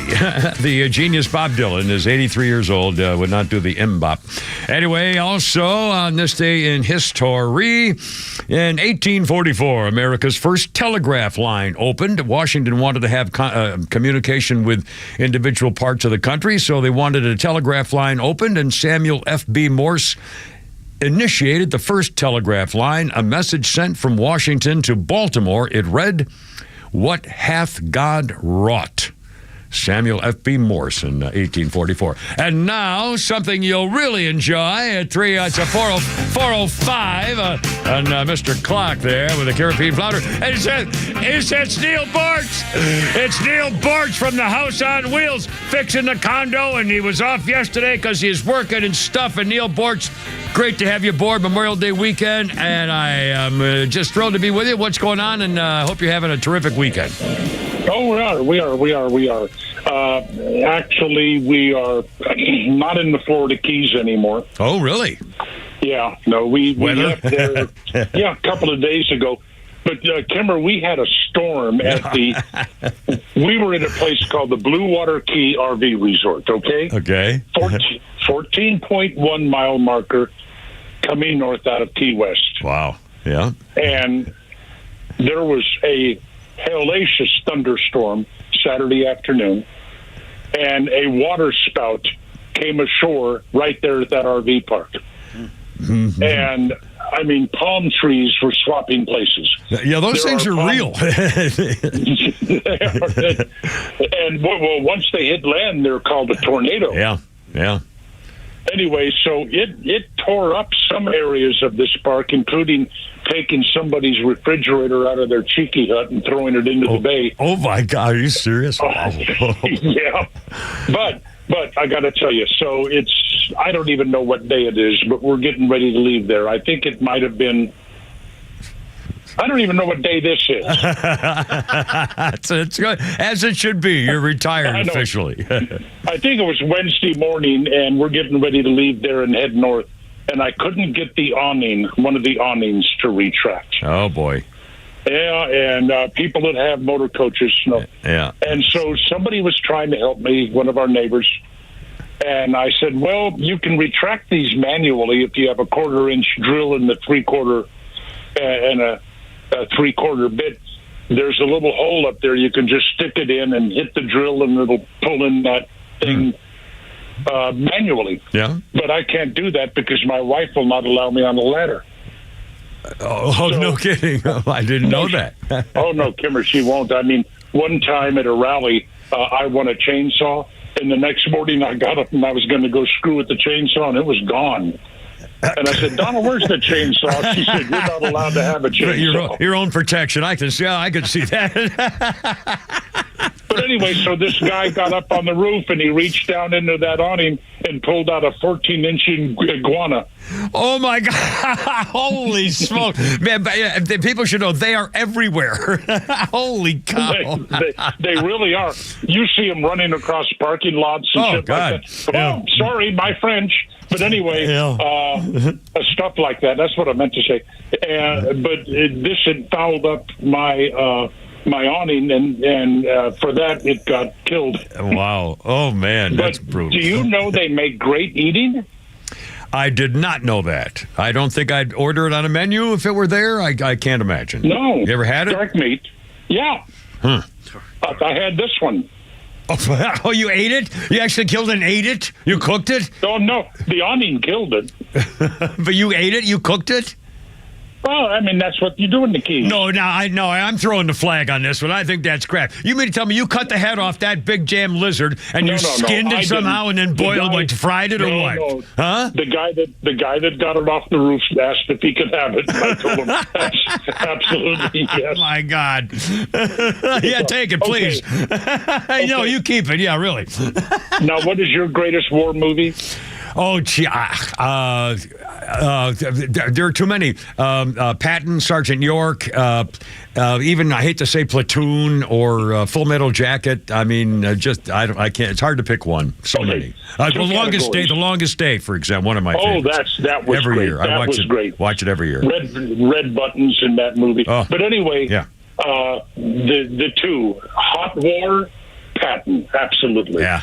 Yeah. And that's one of the greatest roles ever played by an actor anywhere, anytime.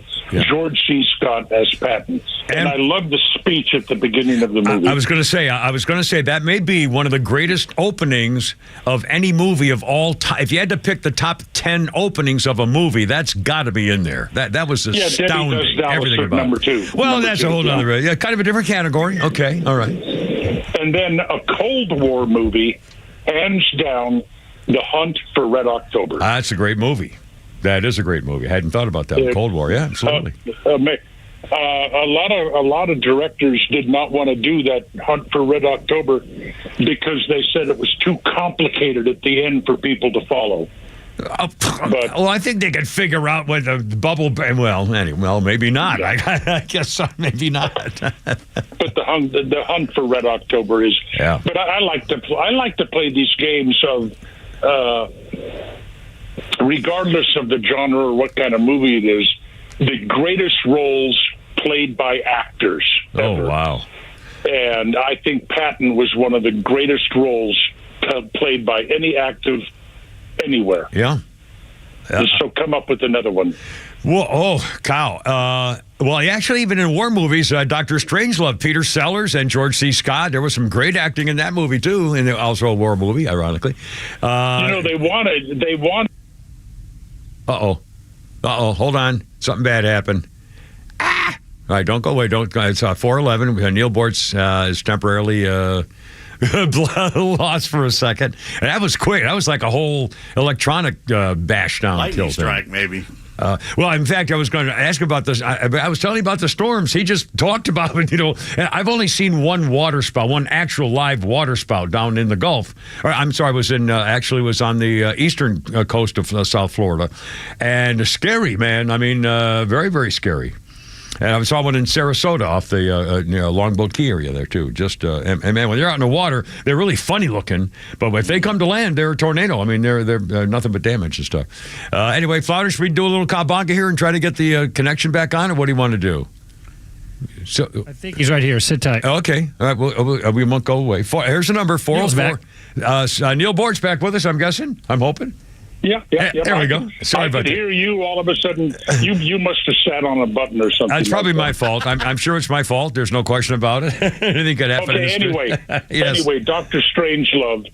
Peter Sellers was supposed to play the role of Major Kong, the guy that rode the bomb down. Oh, really? Oh, no, that would have been, Slim Pickens. He just couldn't do a Texas accent.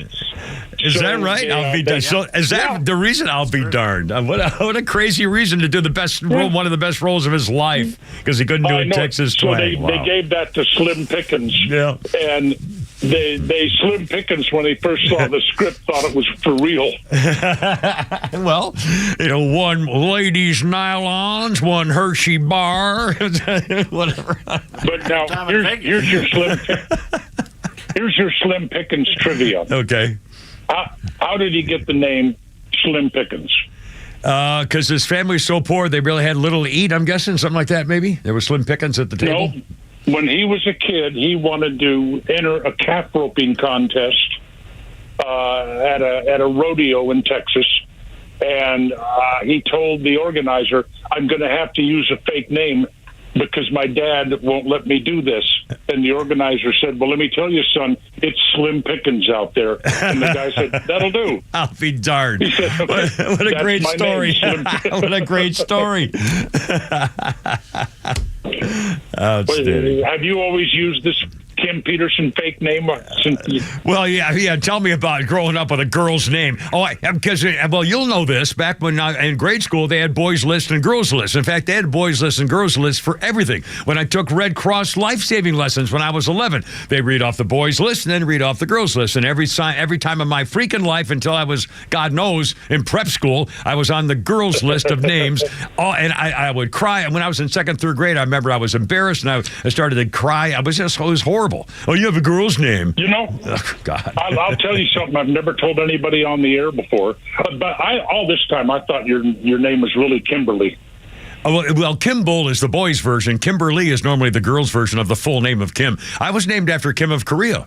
Rudyard Kipling, sorry. Kim of Korea, the book. Rudyard Slipling, yes. It's Rudyard Snipling. And the band of Redipling is Rudyard. Tremendous band leader, the man's famous conductor of a Russian guy, a musician. You know when the Real ID Act came out, the Real ID Act, I had to have my name changed in court.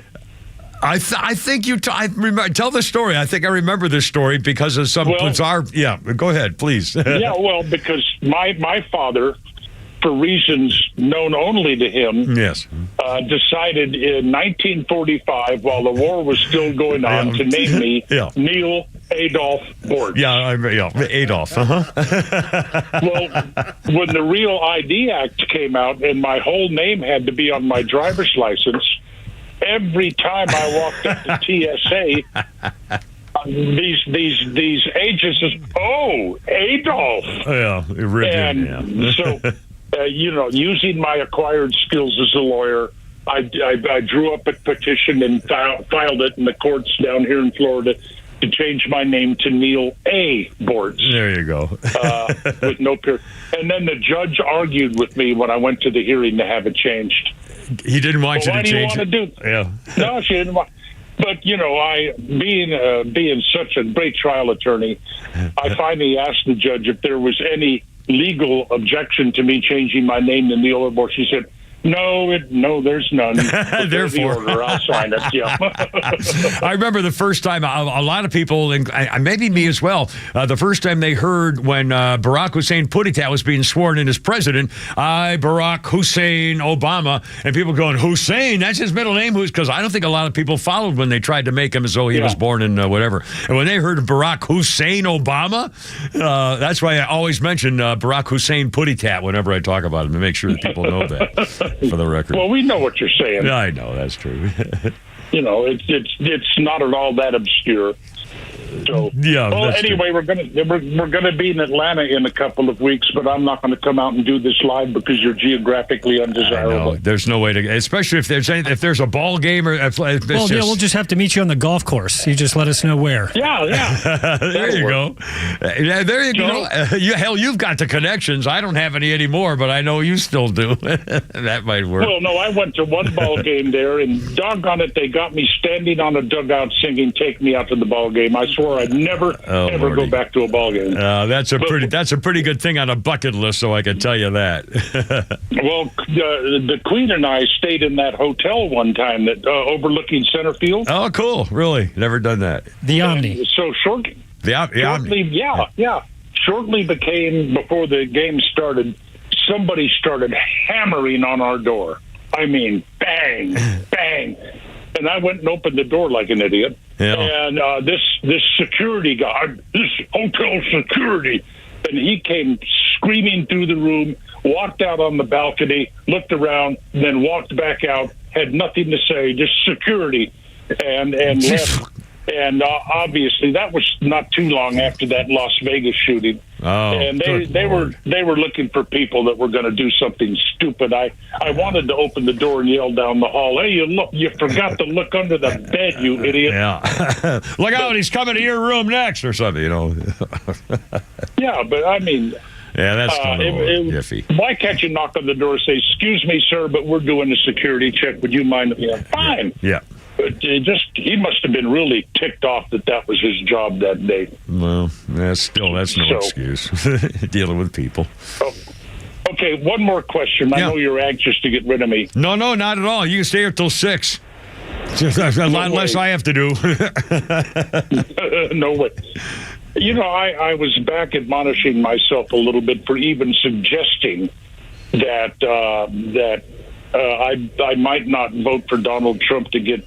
Well, that's nonsense, Neal. You're such everybody, you're such a freaking goof. Obviously, he must have peed in your Wheaties. I mean, one day we have to know the whole freaking story. If you're on your deathbed, I swear to God, if the doctor says you got 20 minutes to live, I want you to call so we can get the whole freaking story for whatever the hell he did to you. But we all know you're going to vote for Donald Trump. Now, don't try to, there was no way in hell you're ever going to vote for that scumbag in office right now. That's the point of this. But remember that I had to deal with Donald Trump on a legal matter. Yeah, I know, and we want to know all about it. Yeah, and then he whizzed in your Wheaties.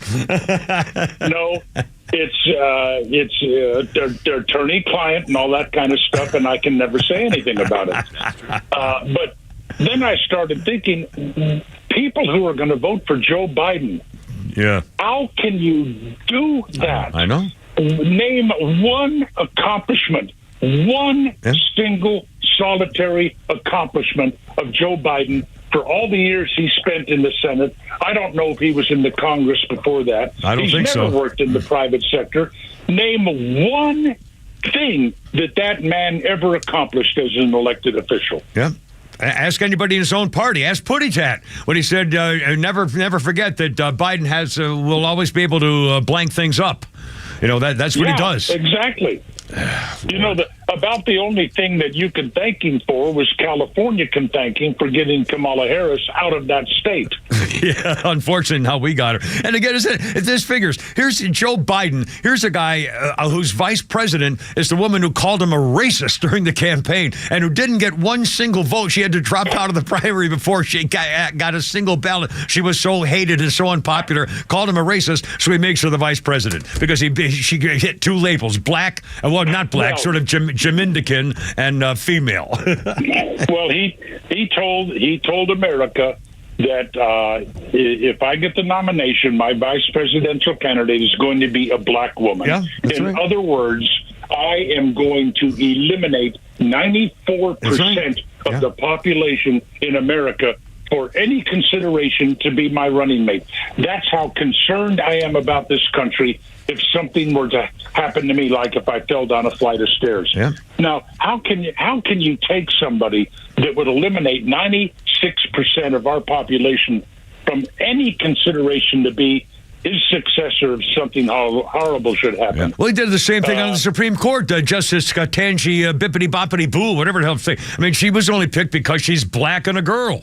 Period. That's it. He eliminated everybody else. I mean, please. Kimber, has anybody ever walked up to you and introduced themselves and never said, and my pronouns are? No. I think I would probably, honestly, I mean, I wouldn't get angry, but I know I'd say something inappropriate. I'd probably start laughing and say, I don't know what I'd say, honestly. Did something happen to you? Did somebody do that? No. It's never happened to me either, but I've been worried about this because sooner or later it will. Yeah. And I've got to have a really hard-hitting response to that. My pronouns are eat me and go away, maybe, something like that. Kimber, you can't say that on the radio. Yes, I can. I can say it once. Well, there's that old song from Monty Python that I used to play on the radio all the time. Which one is that again? Well, it was a blankety blank and telling you that, telling me that you love me. Remember that? I'm not dead yet. Yes, he is. He's dead. Man's dead. I'm not dead. But the FCC actually came out and said to play that song on the air can result in a massive fine for your radio station. Yeah. So I was working at a radio station in Atlanta with the boss that I did not like at all, who I named Sluggo. Yeah. And But anyway, after they specifically said that any radio station that plays that song will receive a massive fine, I was on the air one time and I started playing the intro to that song. And here comes Sluggo, that fat little turd, running down the hallway, screaming and yelling, "Stop! Stop! Stop!" I only did that to get. The stories. He used to get mad at me, and I'd say, "Fire me! Come on, you coward! Fire me! I got a law practice where I'm gonna, I love it. But it is a great song if you ever want to go play it on the air sometime. Yeah, our last show. I'm betting that D Squared has never heard that song before. I'm fairly sure he has no idea what you're talking about, Mr. Dick. Yeah. By the way, you mentioned last show. I'm going to leave you with this, and it's about the Queen. Yeah. Oh yes. Okay. Yeah. It's my last day on the air. Over at the other place, the other place. Yeah. Last day on the air, 53 years in radio, and all that kind of stuff. And so my producer, the lovely Belinda, she says, "Neal, before you go," and I mean, there's TV cameras and all this kind of stuff because it's my last day. "You have one more call." And I said, "Okay, one more call." And Belinda says, "It's your wife." Oh, boy. So I push the button, and it's Donna. And I said, "Hey, honey." And she just said, "Neal, it's time to come home." That's sweet. That's sweet. That is very, very sweet. Sweet? Wait till you hear what else she said. She said, she said, "It's time to come home." And I said, "It sure is, honey." And then she said, "So on the way home, could you pick up some bread and a gallon of milk?" And don't call me honey. I mean, keep your hands off me.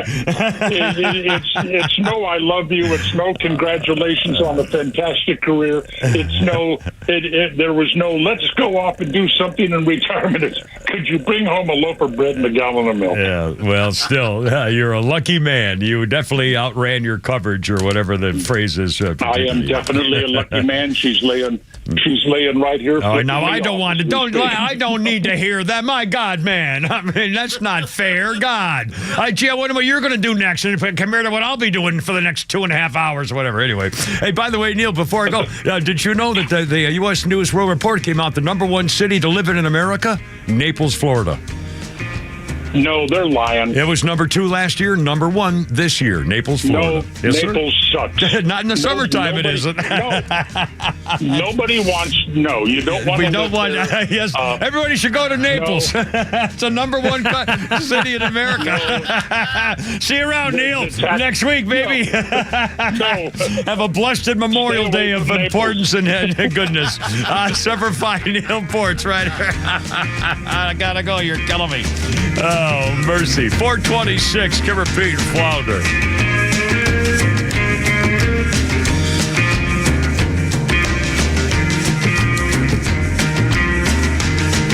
Hey, homeowners, Tug here with some exciting news. Southern Exteriors is your one-stop solution for top-notch exterior services, from roofing to siding, windows, gutters, and more. No more waiting. They can start on your project immediately. And with an in-house warranty division, Southern Exteriors stands by their work for years to come. From leaky roofs to faded siding, trust Southern Exteriors for a quick and lasting transformation. Don't wait. Transform your home today. Call 877-9-SOUTHERN or visit southernexteriors.co now. Southern Exteriors, quality and precision you can rely on for over 20 years. Extra 106.3 listeners are falling in love with Nucky's Hoagies in Roswell. Me and my wife now find our favorite sandwich place. That food over there was great. Yeah, those rolls are so soft and sweet. I mean, it was just melt in your mouth. It was, and the steak was tender and juicy and flavorful. I can't say enough about it. It was very, very impressive. It was so good. Make Nucky's Hoagies in Roswell on Woodstock Road your new favorite spot for lunch or dinner. Nucky'sHoagies.com. A musician with technical knowledge can play all the right notes. But one who cares enough to play from the heart gives music soul. At Truist, we believe the same is true for banking. Because when you work with someone who knows a lot and cares even more, you're unstoppable. Truist, leaders in banking, unwavering in care. Start feeling unstoppable. Visit Truist.com/care. Truist Bank, member FDIC, leading based on top 10 U.S. commercial bank.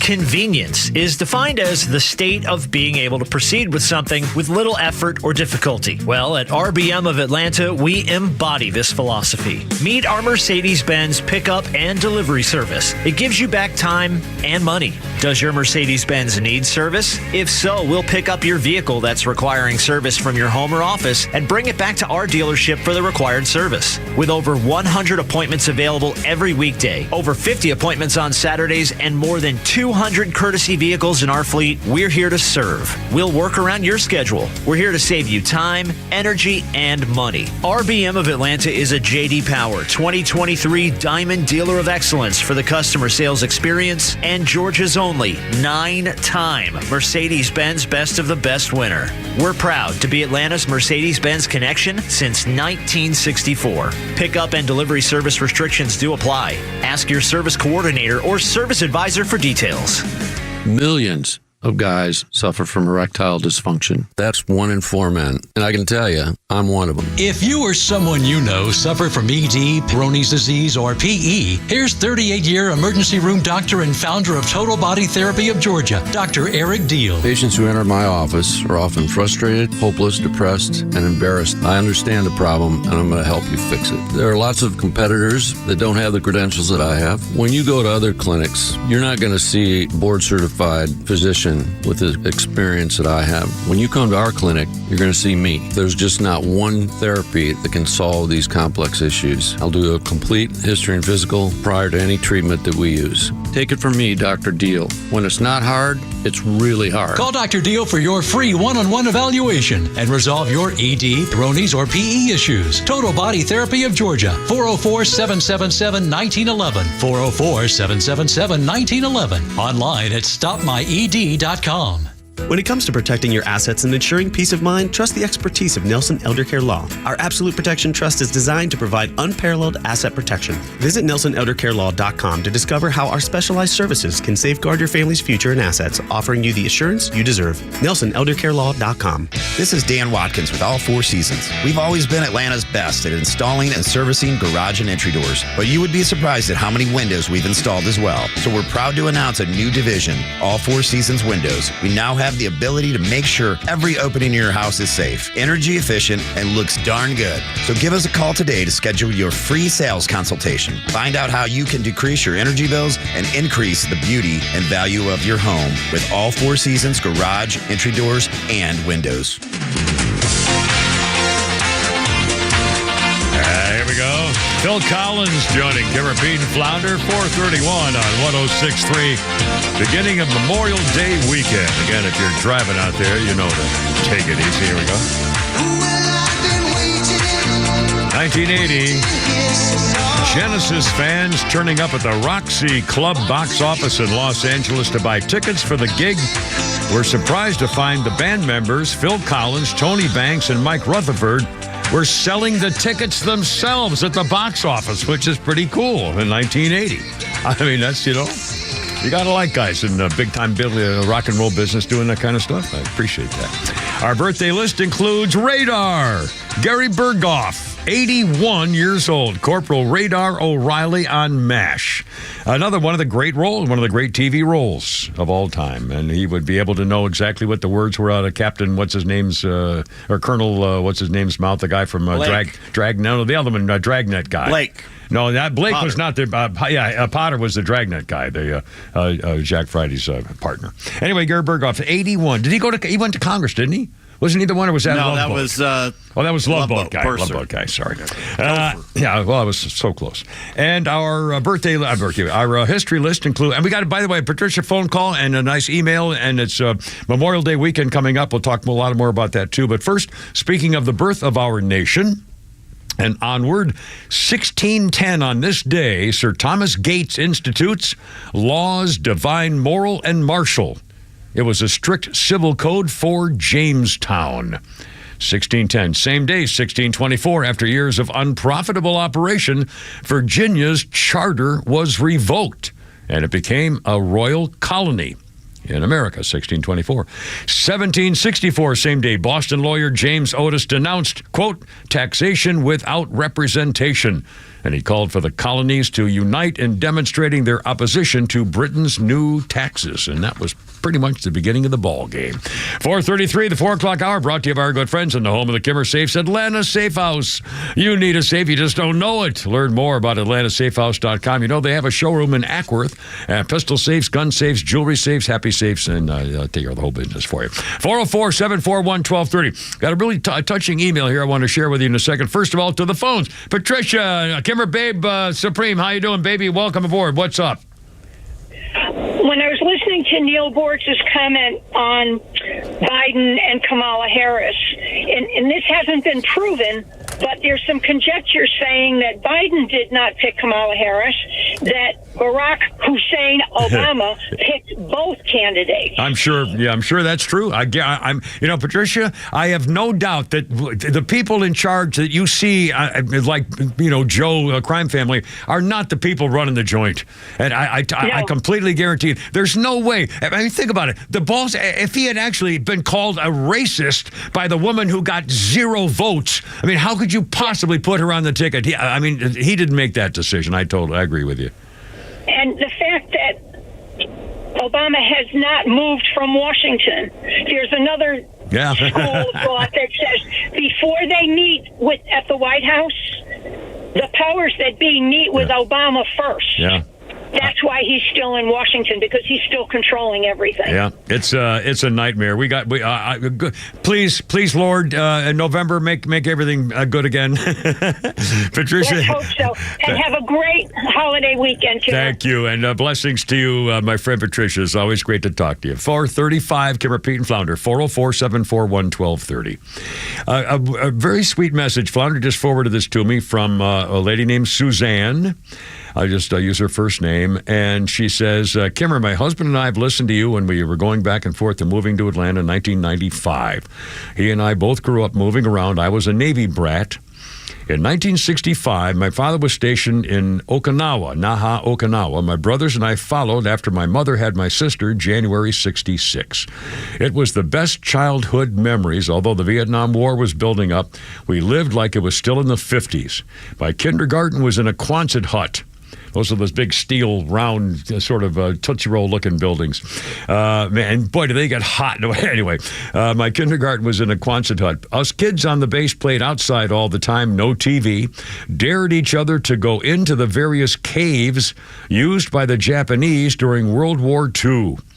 We drank out of Lister bags, a horrible experience at school after typhoons because we still went to school without water or electricity and roamed in the jungles, although we weren't supposed to.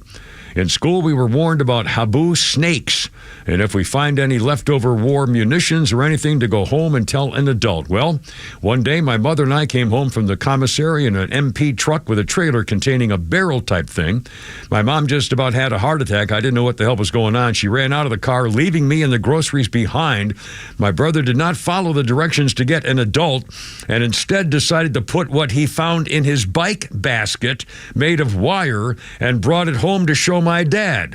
Well, my dad said he took one step across the living room and very calmly called the MPs. When they arrived before the barrel truck, they threw the live mortar shell into my sister's sandbox.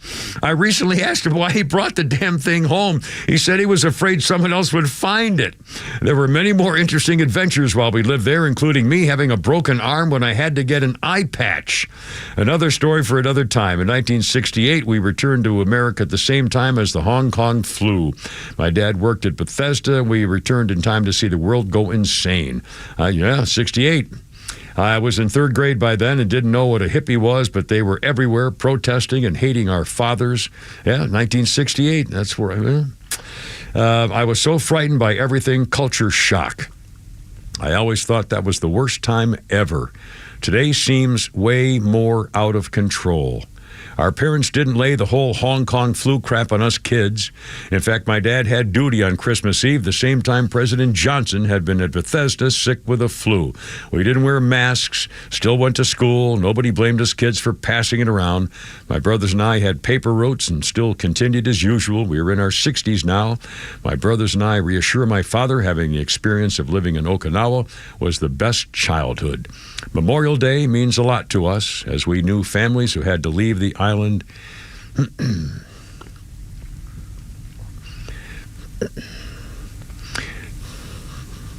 We knew families had to leave the island because their fathers, who were aviators, were shot down while on missions in Vietnam.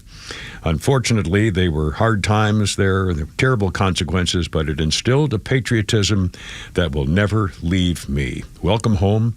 I will never forget the sacrifices made by so many for our freedoms.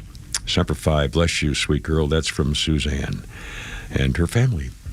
4:39 with a Kimmer, Pete, and Flounder here on Memorial Day. All right, we got Bill on the line. He had two questions for you. Bill, you're on the radio. It's Let Her Rip Friday. Anything goes. Memorial Day weekend, my friend. Welcome aboard. What's going on? Hey, God bless America, and God bless you, Kimmer. Thank you. Thank you, sir. For everything you do. I've got two completely different questions. The first one is to let you know we grew up in Chicago before we moved here in 1990. So in the 70s, there was a guy on the radio named Steve Dahl. Oh, yeah. Well, Steve, the disco king, the disco hater. Yeah. Yeah.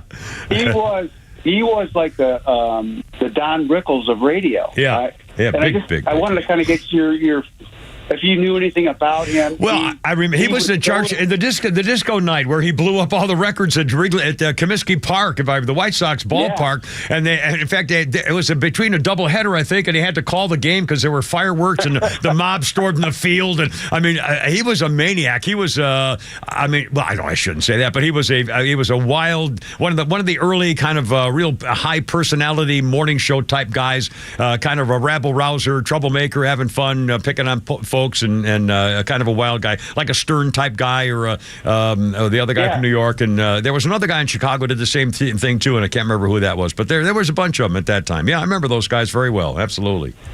He kind of changed the direction of talk radio, at least from my perspective. But he was different. Anyway, I didn't know whether you knew. I knew whether you knew him or not. But, yeah. And who was the Pete? Who was the wild man guy? They tried to bet him on here, and he never made it, and they had to can him. Was a Vietnam veteran.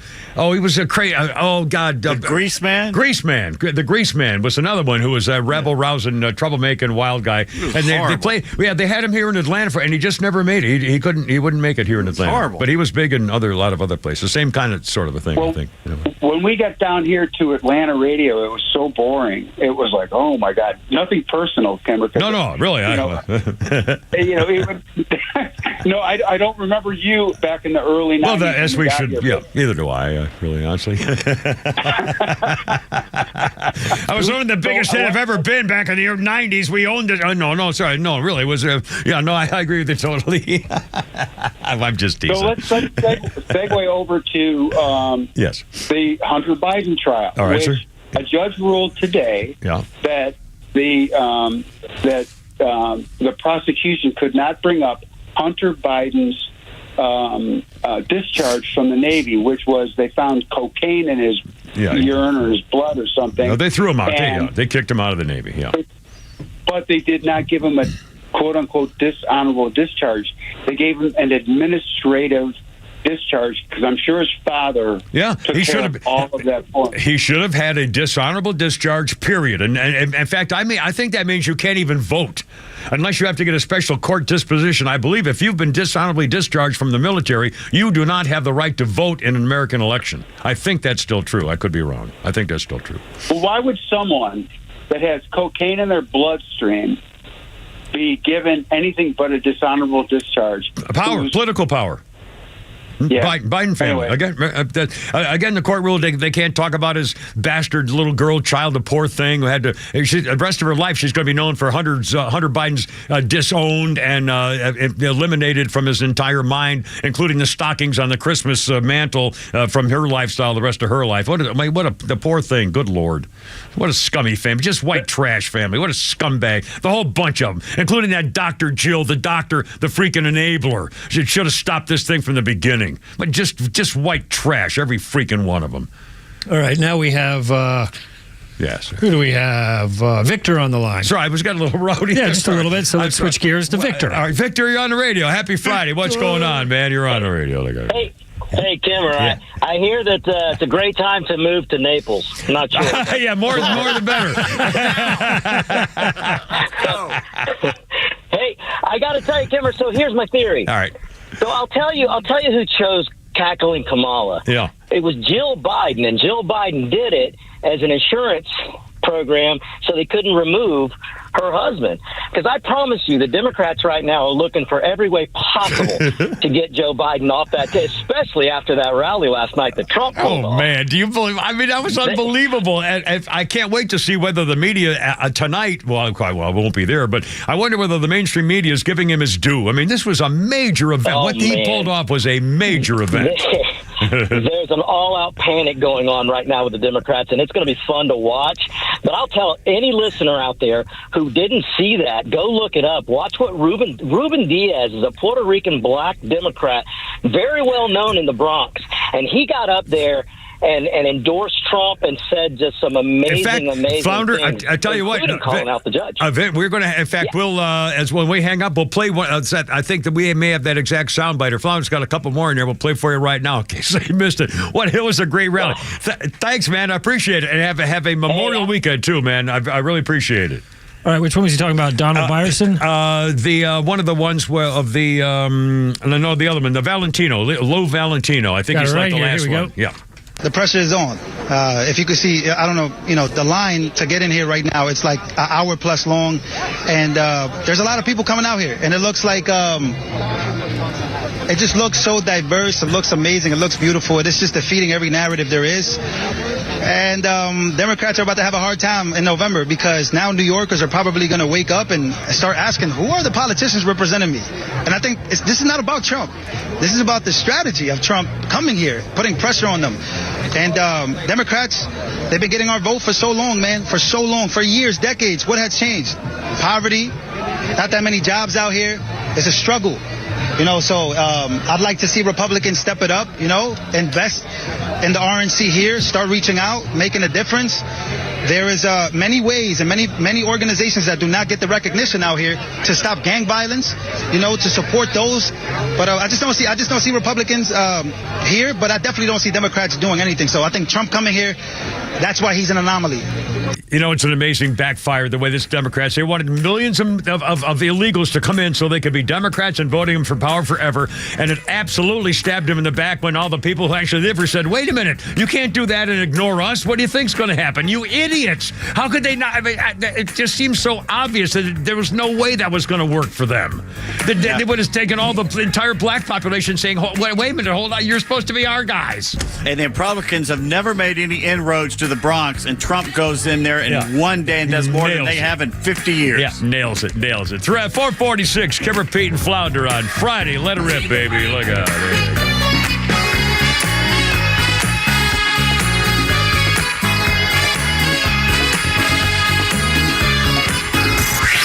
Time for the Boortz Report, brought to you by Southern Exteriors, the Southeast's premier home exterior solution. Quality and precision you can rely on for over 20 years. Visit southernexteriors.co. Pleased to learn that Harvard Corporation is denying graduation and diplomas to a few students, not enough, who were involved in violating school policy with their pro-Islamic terrorist demonstrations.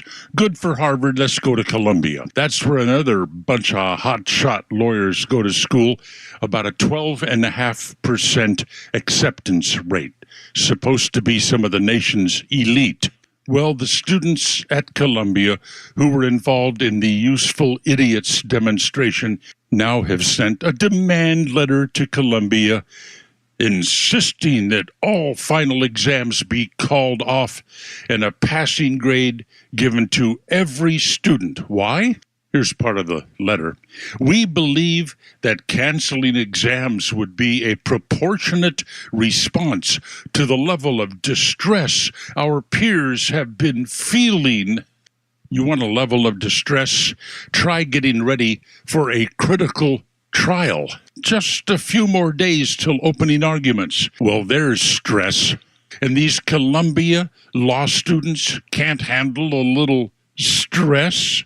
You will remember that the pro-terrorist demonstrators took over a building at Columbia, started destroying the interior, and the police got rid of them. Well, the students are now saying the police actions were violence that has irrevocably shaken many of us and the majority of our classmates, so we can't do exams. We all just, no, we don't insist, we demand on a passing grade and no final exam. And these are the people that want to be the elite future lawyers in America. You don't want to hire one, do you? Neal Boortz, Extra 106.3. Hey there, I'm Tara, owner and publisher of Our Town Monthly Magazine, where you'll find familiar faces, local voices, and community businesses like Celebration Village of Ackworth. Hi, I'm Jocelyn Cochran, Executive Director for Celebration Village Ackworth, the area's premier senior living community right here in Cobb County.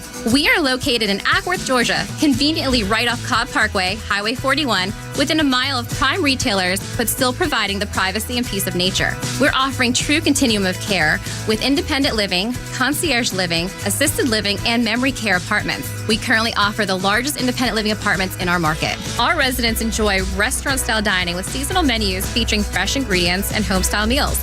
We offer resort-style amenities, transportation services, and a true maintenance-free lifestyle. We have had a long-running relationship with Our Town Monthly because we share the motto, family and community first. Thanks, guys. We adore your amazing community. Friends, check out Celebration Village of Ackworth. It's a true senior living retreat. Tell them Our Town said hello. Join A Second Chance Bail Bond CEO Daniel Madelon and host Tug Coward for the weekly radio show Back Your Blue. They will highlight special initiatives, criminal justice programs, and community events aimed at keeping our communities safer. Tune in Saturdays at 10 a.m. to learn some good news about and from the law enforcement and justice communities. Tune in on Saturdays or catch up on all past episodes wherever you get your podcasts or at thepodcastpark.com. No one plans on going to jail, but when it happens, it's important that you know who to call. Call A Second Chance Bail Bonds, where we believe everyone deserves a second chance. Whether your loved one's been arrested in Cherokee, Clayton, or any of the other metro Atlanta counties in between, A Second Chance Bail Bonds works fast to help expedite release within hours. A Second Chance. It's better to know us and not need us than need us and not know us. Call A Second Chance 24/7 at 404-BAIL-OUT or online at atlbail.com. Look out now. It's only me. It's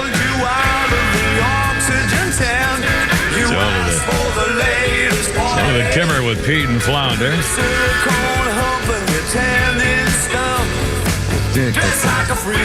And David Bowie releasing his 8th studio album, Diamond Dogs. The cover art features Bowie as a striking half-man, half-dog grotesque. It says here, a striking half-man, half-dog grotesque. That must be the noun version of the word grotesque, which is not an adjective thing. It's like a gargoyle. A gargoyle, yeah. Painted by Belgian artist Guy Piele. It was I might have added a syllable in there, it's possible. It was controversial as the full painting clearly showed his genitalia. Oh, sorry. Now, for you, if you're going to look it up, shame on you. No, you don't want to do that. No, it's not attractive. No. Birthdays include Tommy Chong. Cheech and Chong Tom. 86 years old. God bless him. Probably smoked more marijuana every day for the last 50 years of his life if he can walk around. One of the biggest shocks of my life. 5 a.m. at the old station, and it's just me and Doug Nodine in the newsroom. Oh, God. Someone's knocking on the door by the elevators. I open the door, and thinking, who's going to be at 5 a.m.? And it's friggin' Tommy Chong. It's Tommy Chong. And he's like, I'm the only person there to talk to him because nobody at 96 Rock was there yet. He's like, well, come on down here. We'll just have a little chat. Sit down there with Tommy Chong. What was he doing? Obviously, he was supposed to be doing something with somebody. He was there early for the regular guys and just got there early. And I love it. And I had lunch next to Cheech at Pebble Beach in the clubhouse after a golf round, sitting there with Roger Staubach and Cheech. My God. 452, Carrot, Pete, and Flounder. On this day in history, not a happy day here in 1856, the Potawatomi Massacre. John Brown and his Free State Volunteers murdered 5 men who settled in southeastern Kansas on the Potawatomi Creek. 3 of those guys were killed. They were members of the Law and Order Party, which was formed to keep slavery. And John Brown and his buddies killed them. 453 with a Kimmer, Pete, and Flounder. More coming up on Memorial Day. In fact, I'm going to be reading part of one of the most famous letters in Civil War history. One of the letters home, which kind of points out. When I read these, I use it every year, and it amazes me not only the language, but the style and the grace and the feeling, and from people who, these were not educated people. And you can actually see the video, the copies, the photographs of the original letters written in longhand. It's stunning, from 1861, 2, 3, 4, whatever, and so forth. I got one, probably the most famous one coming up here.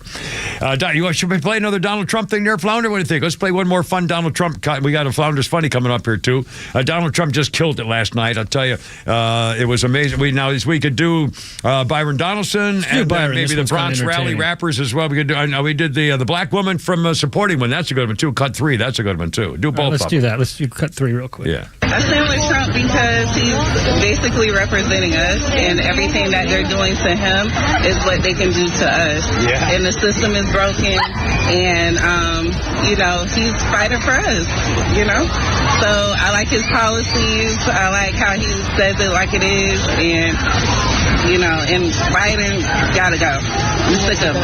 And what would you say to a black person that says that you're not black because you're voting for Trump?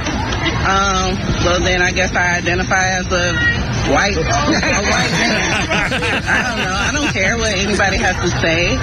I'm a mother. I care about the future of my child, and I care about policies over, rhetoric. Then I guess I must be a white man, she says. That's the point, finally. And again, that woman didn't sound like she's, a political scholar who went to, some Ivy League school to study politics in America. She's just a person. She's an American person. Sounds like an average actual American happens to be black. And she's put it on the head. She says, I don't care what people thinking about stuff anymore. She should have had it probably anymore. I think an awful lot of Democrats, I don't know if he's going to turn the state blue. And I assume it's winner take all in delegates for the presidential primary in New York. I think some states, I'll try to look this up. I keep forgetting to do it. Some states have delegates based on what the percentage is of the vote. And I'm not sure whether that's still true because mostly winner take all. But again, I think there used to be some states, if the guy got 60% of the vote, he got 60% of the delegates. Which is a hell of a lot different than winner take all. If you miss by one vote and you get all of them, a hell of a lot different than getting almost half. The New York Democrats are doubling their effort today of ballot harvesting and everything they need to do. They're worried. Early voting, previously filled out ballots, will take care of it for you. For Biden to win this time, he wins. There's no way he can win this election now. Yeah. No way. Yeah. He wins. There's no way he can win this election now. Yeah. No way. Yeah. There's never been a president with this low a rating number that's even come close. Hell, Jimmy Carter had better ratings than this, and he didn't have a chance of getting it. It's not going to. It can't happen. No, it can't happen unless they cheat and unless they fix it. They'll look us in the eye and cheat. I know. It's unbelievable. Anyway, Kimmer, Pete, and Flounder, Friday, Memorial Day weekend on 106.3, 404-741-12. Oh, yeah, Flounder's Funnies, Nuckies, Hoagies. All right, so this is a lengthy one. This is our friend Cat Williams talking about Hunter Biden. Oh, here we go. Excellent. I'm gonna say something to you that sounds like a motherfucker made it up, and it's really in the news. The FBI said they don't know whose cocaine was at the White House. What?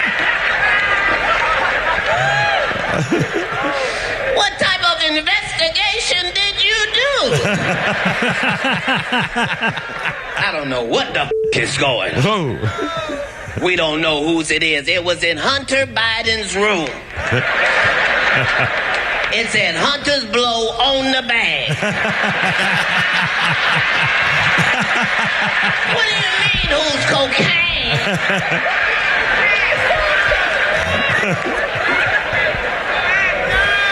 It's crazy. Hunter on crack. Joe is doing the best he mother can. We done lowered the bar so low for Joe. Bar so low for Joe. As long as Joe don't fall, we be fine. Go on and get up them stairs, Joe. There you go. That's a boy. Now you're talking. Good work. Hunter on crack. Joe sleep. The only person really working at the White House, behind the scenes, is Joe Biden's German Shepherd named Commander. Commander has been 13 motherfuckers at the White House to this day. Commander is standing on business. Take his picture down, if you would. In case you wonder why you don't see Kamala Harris, she's scared of dogs. Black women. Talk about a cliche. Black people don't like them dogs. No, I don't know whether that's still. It used to be a thing. But no, come on. No, I'm Black serious. People love dogs.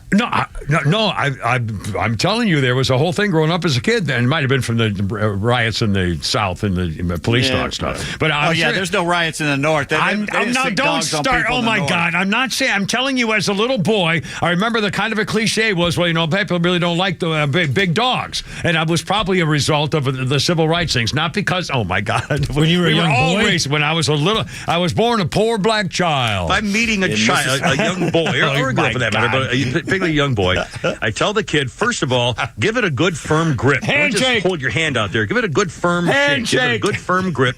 I get a little anal about this. I love to teach young kids, young boys. Handshakes. 5 o'clock. Well, I got to leave early.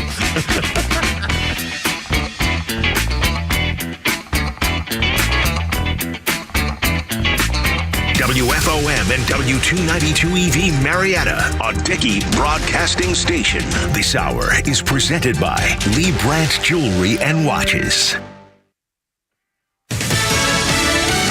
Welcome to your 3-day weekend. I'm John Saucier, Fox News. TSA predicting today will be the biggest day for air travel for this Memorial Day weekend. And for the roads, well, we expect road trips will set an all-time record, with more than 90% of Americans traveling by car, or just about 38 million Americans traveling. The voice there, Jonna Tidwell from AAA. As beaches around the Great Lakes open up for the summer, many Midwesterners are opting for staycations. Fox's Kelly Severis in Chicago. The Midwest is being included in Travel and Leisure's list of the best beaches. We went to Oak Street Beach earlier this week to see what all the excitement is about. Today marks the opening of all of Chicago's 22 beaches and 26 miles of lakefront. So just about a couple of hours ago, the hundreds of lifeguards that keep people safe while they swim returned for the season. As more families choose to stay closer to home to save money, staying in town becomes that much more meaningful. And with many choosing to staycation, data from AAA still shows the number of Americans traveling over this holiday weekend projected to reach its highest point since 2005. A lot of that is driven by cheaper airfare. AAA says it's down 10% compared to last year. Singer, songwriter, actress, and just all-time person Dolly Parton joining Fox's America's Report ahead of a Memorial Day weekend, promoting the latest attractions at her amusement park, Dollywood. This week, we're opening my new museum. It's kind of multimedia experience. And a lot of it's in digital, but it's a really up-to-date version of a museum, and people are really enjoying that now. And we've opened a couple of new shows as well. And plenty of people expected to visit Dollywood over this holiday weekend in Pigeon Forge, Tennessee. America's listening to Fox News. Well, the weather's warming up and summer's just around the corner. Everyone has a favorite outdoor activity: golf, bike riding, bird watching, long walks. Ask 100 people, you'll get 100 answers. But if everyday aches and pains are keeping you on the sidelines, I have one answer: Relief Factor. Relief Factor is a 100% drug-free daily supplement that helps your body fight pain naturally. Developed by doctors, Relief Factor uses a unique formula of natural ingredients. It doesn't just mask pain, it helps reduce or even eliminate it. Wherever you're hurting, back, neck, joints, or muscles, in 3 weeks or less, you'll start to feel the difference all day, every day. So whatever you like to do, swimming, pickleball, hanging out in the garden, Relief Factor can help you feel good again and let you enjoy all your favorite outdoor activities all summer long. Go to ReliefFactor.com or call 1-800-4-RELIEF and save on your first order. That's 1-800-4-RELIEF. Fight pain naturally with Relief Factor. Let's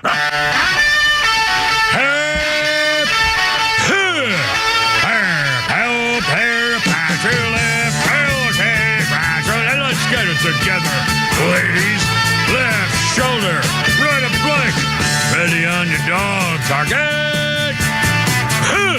Hair, help, hair, back, tail, left shoulder.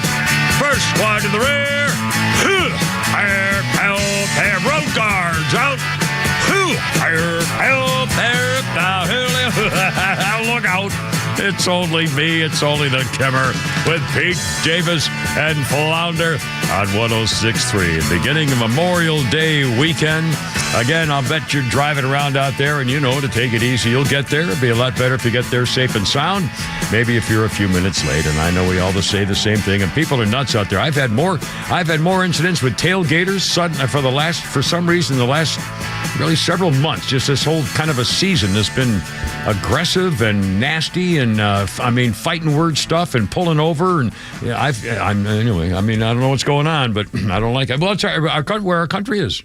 There's a lot of anger and division and hate and political divide and suspicion and cynicism, and it's and so we're keeping the faith. Got to keep the faith. I tell you, that rally last night by Donald Trump was freaking amazing. And if you didn't see it, try to Google it. I mean, really, it was spectacular what it meant. Our number is 404-741-1230, 741-1230. If you'd like to join us on maybe a plan for Memorial Day weekend, what you're doing, are you traveling? How's the if you're traveling and you're stuck in traffic, you want to let us know about it, but we'll take that call too. Always happy to talk to you with the Kimmer, Pete, and Flounder. Holy Crap at Sports coming up a little later. And quickly on Memorial Day, in fact, Pete gave us a very interesting quiz earlier this afternoon about Memorial Day stuff, including that the original name for Memorial Day was not called Memorial Day. It was, and I got my whole thing. Decoration Day. Decoration Day. Originated following the Civil War, official federal holiday. It was only official holiday in 1971. We were all amazed when we came across that figure. Americans observe it frequently by going to national cemeteries, memorials, family gatherings, and so forth, parades, and officially marks the beginning of summer, even though that's not the exact date of summer. And it was to honor men and women who died serving in the U.S. military, and it is on Monday. The Civil War ended in 1865, claimed more lives than any conflict in American history.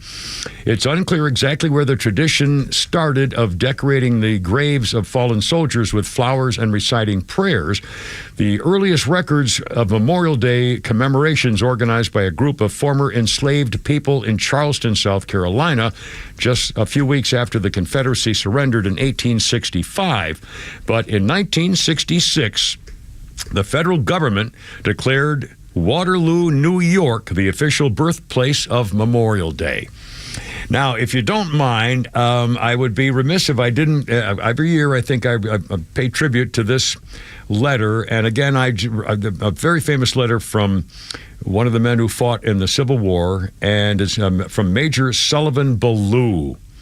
And it strikes me the beauty and the flowery language. Again, he was an educated man. He was a politician. He was a Speaker of the House in Rhode Island or something. But still, the very words. And it's a very long letter. I'm obviously not going to read the whole thing. Just a minute of or something like that. But Major Sullivan Ballou had volunteered. He was a 32-year-old attorney in Rhode Island. Lincoln called for volunteers after Fort Sumter. He answered the call. He was elected major. He was doing a camp of instructions in the nation's capital, moved into Virginia, and penned a letter to his wife concerned that, quote, if he should fall on the battlefield, proved all too true. Here is part of the letter that he wrote to his wife, and again, I'll just do a little bit of it. I shall always be near you, dear Sarah, in the garish day and the darkest night, amidst your happiest scenes and gloomiest hours, always, always. And if the soft breeze fans your cheek, it shall be my breath. Or the cool air cools your temples, it shall be my spirit passing by. Sarah, do not mourn me, dear. Think I am gone, and wait for me, for we shall meet again. I know I have few claims upon divine providence, but something whispers to me, perhaps it is the wafted prayer of my little Edgar, that I shall return to my loved ones unharmed. If I do not, my dear Sarah, never forget how much I love you, nor that, when my last breath escapes me on the battlefield, it will whisper your name. Well, as it turned out, it doesn't end as a hero's death on the field of battle with a piercing letter to the young widow. He, in fact, proved all too true for the missive. The first major battle began in earnest, and Major Ballou was struck and killed as the Rhode Islanders advanced from Matthews Hill. He died. His wife was 24 years old. She moved to New Jersey to live out her life with her son, never remarried. She died at the age of 80 in 1917, and he and his bride, Sarah, are buried next to each other at Swan Point Cemetery in Providence, Rhode Island. And what a story. And again, just the flowery language, and it's just amazing. It's 509, Kimmer, Pete, and Flounder. How's it going? 404-741-1230, 741-1230. A couple other things. We have politics I don't feel like talking about right now, but I do. And now I remember not exactly understanding what this was about, but I know you guys will because you're tech guys and I'm not. The Japanese Shiba Inu dog named Kabosu has passed away. Kabosu was the dog that inspired the Doge meme and the Dogecoin. The Doge dog is dead. He inspired as a Dogecoin. I think Dogecoin is how they pronounced it. The cryptocurrency, Doge, like with a Z. He was 18 years old. He had leukemia and liver disease, and his owner says she quietly passed away as if asleep while I caressed her.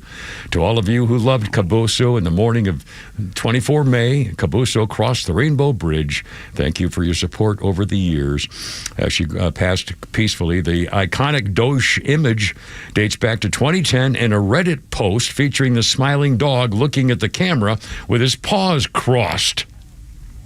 Over the next several years, that image would become one of the most widely used internet memes, posting it alongside messages like, wow, so scare, or what are you doing? Kabosu would later become the face of cryptocurrency named Dogecoin. Originally started as a joke, the online currency would be shared by ex-owner Elon Musk before becoming the sleeve sponsor for the Watford Football Club. Fans are flooding social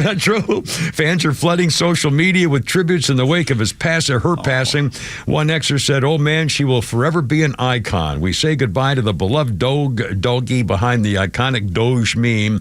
Your adorable face brought joy to millions. R.I.P. You'll be missed. Thank you for all the loving memes. Face of Twitter in April after Elon Musk changed the site's logo to reflect the meme of Kabosu. Passed away at the age of 18. The doggy dog. Also, they're calling it kind of a miracle, and it certainly seems like it. The story of the little boy, the son of the rodeo star named Spencer Wright. 3-year-old Levi Wright was at the house in Texas, Utah. And he apparently was by himself, got out of the house and jumped on his toy tractor and drove his toy tractor into the nearby river and vanished under the water. Somebody saw it and said, oh my God. The mother dove in to save him. And let's see. Levi drove into the water. Somebody called 911 and told the dispatcher they can't see him under the fast-moving currents. His mom, Callie, realized he had sneaked off, ran to the river. She jumped in the currents to grab him. Her friend saying she was the one who found him. Thank God. They rushed him to the hospital, and he was in bad shape. He had a heartbeat, but he wouldn't wake up. He was totally unconscious. They had tests scheduled, and they said, this is looking bad. They went out on social media about prayers, and my baby's so tough. We'll see what's going on. Well, as it turned out, let's see. The monitor showed activity when his sister called him a video chat, and his monitor spiked. His monitor of his heartbeat. Same thing happened when they played him the dinosaur sounds from one of his favorite books. And again, when his mom started to give him little kisses, he spiked up in his EKG or MRI stuff. They're a very prominent family in rodeoing. The father, Bill Wright's inducted into the Pro Rodeo Hall of Fame, and Dad is ranked 35th in the world. His siblings are also renowned athletes. And even though Levi, they say he's a tough little kid, again, he's a rodeo boy, and he woke up, according to his mother, by his side and said, I'm shook. I don't know how much longer. The doctor says okay, but he's such a tough kid. He's a boy through and through. He's a cowboy through and through. He's a right through and through. They said they describe him as a sweet, kind little boy. He'll tell you, I'm a T-Rex and as strong as a T-Rex, and he was under the water for God knows how long, but he's alive. And I remember there was a story once I covered in Chicago of a kid in the wintertime went through an ice rink in Chicago, or not an ice rink, a pond, and was underwater for hours. But he lived. And the reason he did is because the cold water shut down his system. It actually froze his throat and his breathing apparatus, and he actually went into kind of an ice-induced coma. And when they got him out of the water, they were able to revive him again, bring his temperature back up to fairly normal, and he lived and was okay. It was the damnedest story. But he was in ice-cold water for a very long time. 5:13, Kimmer, Pete, and Flounders. Letter Rip Friday, right before Memorial Day into the weekend. Holy Crap of Sports is coming up next, and more fun stuff, Flounders funnies, and, stuff. Join us, will you? Kimmer, Pete, and Flounders.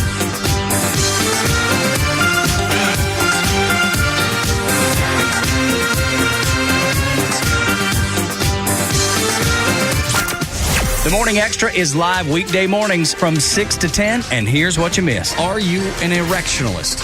Wait, I'm sorry. Maybe? It's a really simple question. I don't know why you're having a hard time answering it. Calls the erectionists who stormed Capitol Hill Patriot. They're carrying a big flagpole. So there's that. The Morning Extra, 6 to 10 a.m. every weekday morning on Extra 106.3 FM and the Extra app. We're smart, we care. We're Central Heating and Air.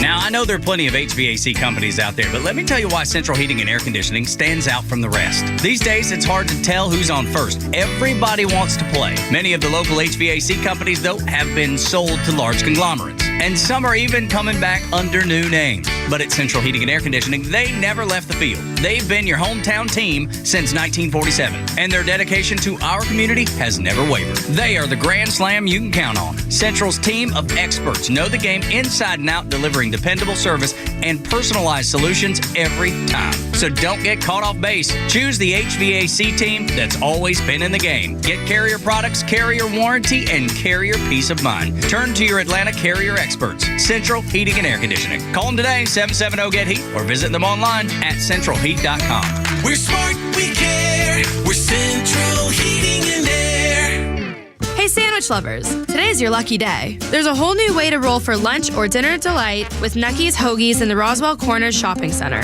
Now open. Nucky's Hoagies in Roswell is family owned and operated by the Sub-Sisters, Stacy and Shannon, whose love language is food, and Nucky's Hoagies, their passion.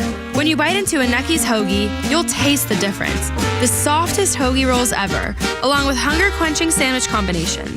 Make Nucky's Hoagies in Roswell on Woodstock Road your new favorite spot for lunch or dinner. I enjoy a good night's sleep, and I like to breathe while I'm sleeping. My wife appreciates that, too. That's why I wear a CPAP. You want the right machine. You want expert advice. You want all the supplies that go with it. You get it all at CPAPs, etc. in Alpharetta. Machines, masks, tubing, filters, cleaning supplies, all of it, and they ship nationwide. Walk-ins, by the way, are welcome. CPAPs, etc.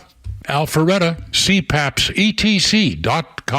Hear that? That's the sound of the annual Duck Pluck event, supporting Special Olympics Georgia athletes, and we need your help. Adopt a cute rubber duck today for just $10, and all proceeds will help provide everything from meals to housing for our Georgia athletes at the state games. So adopt your duck today at duckrace.com/Atlanta. Hi, it's Glenn Beck, and I saw a statistic recently that jumped out at me. In 2017, home equity grew by a staggering $908 billion in America. That represents a 12% increase year over year. For most Americans, home equity is the biggest chunk of their personal wealth. At realestateagentsitrust.com, we see adult children who seek our help and sell their parents' homes. Often, the home is in a distant city and the condition of the home can be poor. And of course, our agents at realestateagentsitrust.com go above and beyond to help those families sell these homes. And that's a great feeling for everybody involved, including us. But it makes me wonder if there might be a better way. Have you considered looking at the equity you have in your home? It might be smart to sell now and downsize and have that equity to enjoy your golden years. If so, I urge you to go to realestateagentsitrust.com and let one of our agents see what might be possible by leveraging the equity in your home. realestateagentsitrust.com. That's realestateagentsitrust.com.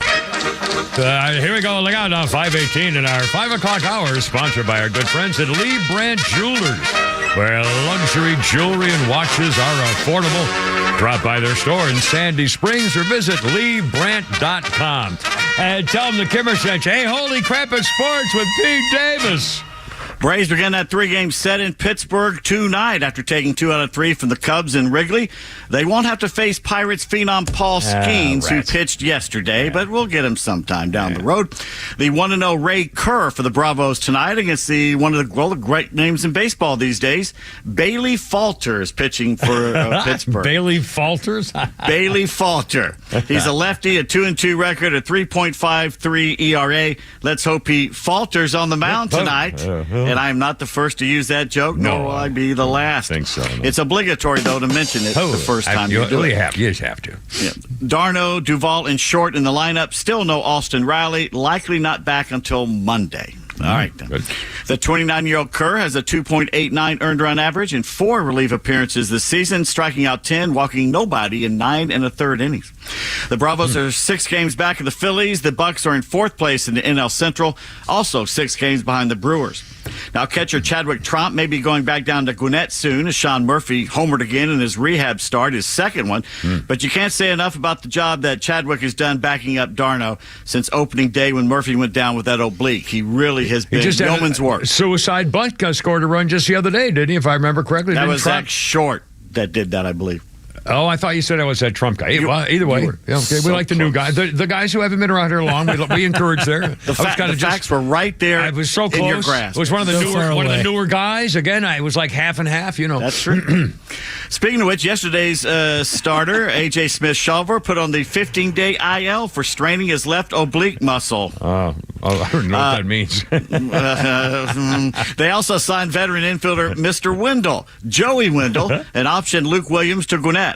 At least Luke got to play in front of his sister yesterday, who works for the Cubs. She was in the stands and got to see him make a really good play at third base, too. Wendell is 34, released by the Mets on Monday. He's batting .222, no homers, 1 RBI in 18 games. A career .262 hitter, 32 homers, and over 600 games with 4 teams. He was with Tampa Bay not too long ago and played very well for them. So we'll see. Yesterday, Jared Kelenic got the scoring started with a solo homer. Then Ozzie Albies added this.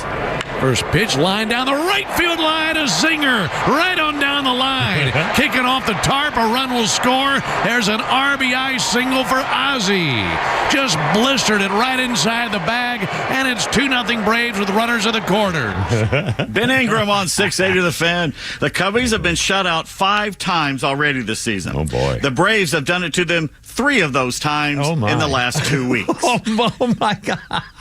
Mark Bowman of MLB.com tweets the Braves have an MLB leading 8 shutouts, 4 in the past 11 days, and 3 of those against the Cubs. Holy cow. That's great. Take that, Dansby. One of the weirdest and wrongest ways to end a ball game I've ever seen happen last night. I just happened to turn on the game, the only game on last night on TV, and it was the Orioles at the White Sox. The O's were 8-2 lead in the bottom of the 9th there in Chicago. Okay. The Pale Sox rally, which they don't do, made it 8-6. 6, 1 out. Okay, the winning run is at the plate. So this is going to be an exciting ending. I'm glad I tuned in. The table set, great finish. No. Oh. The White Sox, already the worst team in the major leagues, had this happen to them. With 2 on, 1 out in the bottom of the ninth, Andrew Benintendi popped up.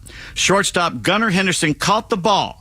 That was a high pop-up. Umpires had called the infield fly rule anyway, so there's already an out. Yeah. It didn't matter if he called it or not. If he was within 100 yards, it didn't matter. Yeah. He was out. That was the second out. And then third base umpire Junior Valentin ruled that Andrew Vaughn, who was the runner off second base, interfered with Henderson on the play, even though he didn't. It shouldn't make any difference anyway if it's a pop fly out rule. Oh, my God. I'm sorry. Go ahead. Sorry. All Vaughn did was take a step or two to third base. He saw the pop-up right beside him, so he started walking back to second. Henderson did have to go around him, but still had plenty of time to wave off his other teammates, stand under it, and catch it. It was several seconds. Yeah. I mean, it was like 1, 2, 3.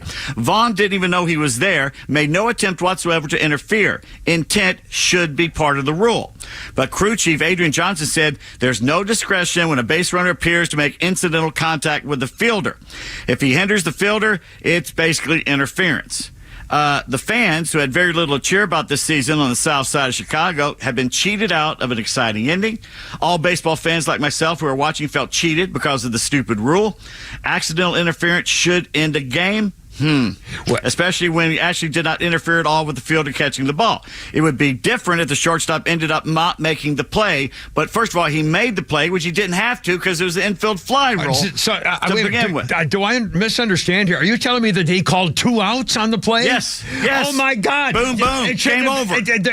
When he hit the pop fly, it was the pop fly rule. It was over. Dead ball. You think? How can you call 2 out? Oh, my God.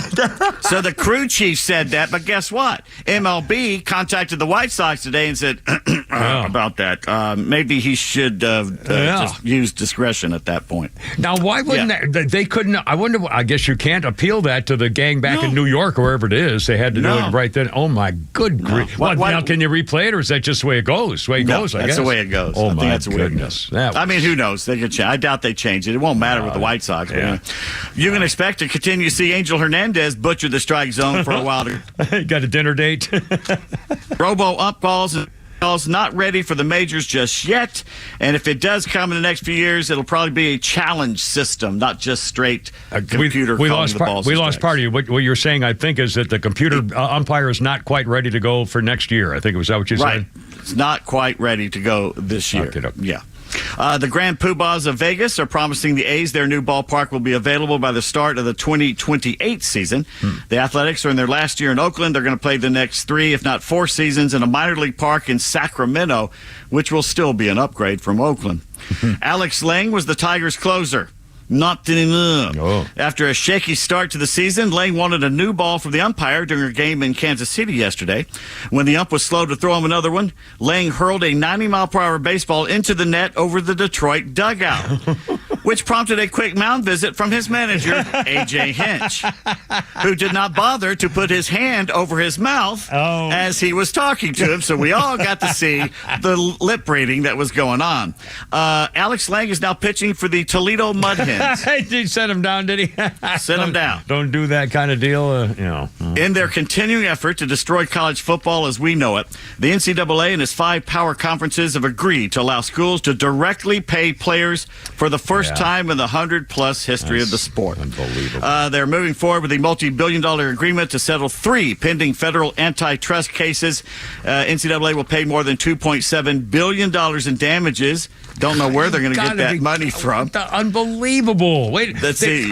Billions of dollars in damages because what? They wouldn't pay the players over the years? Right. I mean, whoever thought they should pay them anyway until recently they came up with a scheme. The players thought they should have been paid. It goes back 8 years, by the way, on this. Let's see. The settlement terms must be approved by a judge. She is presiding over all 3 cases. They probably will start sharing revenue in the fall of 2025. So we got one more year of football the way it is, and then it's going to change. Meanwhile, EA Sports has a list out on how much schools are getting paid for being in their video game. It's a 4-level tier system based on how you finished in the AP poll the last 10 years. Tier 1, you get about $100,000 per school. Tier 2 is $60,000. Tier 3 is $40,000. And Tier 4, the lowest, is $10,000 per school. 13 schools have reached Tier 1, including in the SEC, Georgia, Alabama, Oklahoma now, and LSU. Tier 2, Texas, Florida, Tennessee, Ole Miss, Auburn, Mississippi State, Kentucky, Texas A&M, and Missouri. Tier 3, Arkansas and South Carolina. And bringing up the bottom, Tier 4, Vanderbilt. Now in the Big Ten, Tier 1's Ohio State, Michigan, Oregon, and Penn State, and Iowa. But at the bottom, Nebraska, Maryland, Purdue, Rutgers, and Illinois. Nebraska down there, it's just amazing to see that. One team in the ACC is Tier 1, that's Clemson. Georgia Tech is Tier 3. Wow. So they got to work on that a little bit there. What I'm about to tell you is not a joke. After finally winning the NBA draft lottery, the Atlanta Hawks may choose Bronny James. Bronny James. They're gonna get Bronny. Oh, Jay Maroney, the Bronster. Oh my God. Well, but finals every year for about 10 years. The Hawks are going to win it all for about 10 years. Ho! Or what? If I knew that would ensue after I said that, I would not have said. That's what bettors on DraftKings believe. 37% say the Hawks will take LeBron's son ahead of Alex Sarr, who only gets 14% of the vote. Now, of course, this means nothing to the Hawks management. It's just fans thinking the team that gets Bronny will be able to lure Daddy LeBron to Atlanta. Come on. Good luck with that. Good luck with that. Do you think the Hawks are going to pick his son number one? My God. I mean, they're going to get that big guy. Aren't they going to get that big French Alex kid? Sarr, probably. My God. You can't pass up on that guy. You can't. Former LSU punkette Angel Reese is in the WNBA now, but she's still the jerk she was in college. I tell you what team she's on, but I really don't give a rat's ass which team she's on. But after that team won a game last night, she decided to attack both Charles Barkley and Caitlin Clark in a tweet, which read, "And that's on getting a win in a packed area, not arena, not just cause of one player on our charter flight." End quote. And give the name of this girl again we're talking about for the sports fans. Angel Reese. Yeah. She's a punk. Yeah. Anyway, after catching some flack, the courageous Reese took the tweet down. Leave it up. If that's what you believe, leave it up, okay? Yeah. We've seen this before when Tiger Woods, a person of color, raised the bar for golf and made the tour what it is today. Some white boy country club types back in the day then tried to tear him down. Remember what Fuzzy Zeller said about him? Whatever they eat for the dinner, whatever they eat. Yeah. Whatever they now, today we got a white girl, Caitlin Clark, trying to elevate the WNBA from its lowly status, and now you have some jealous black female athletes trying to tear her down.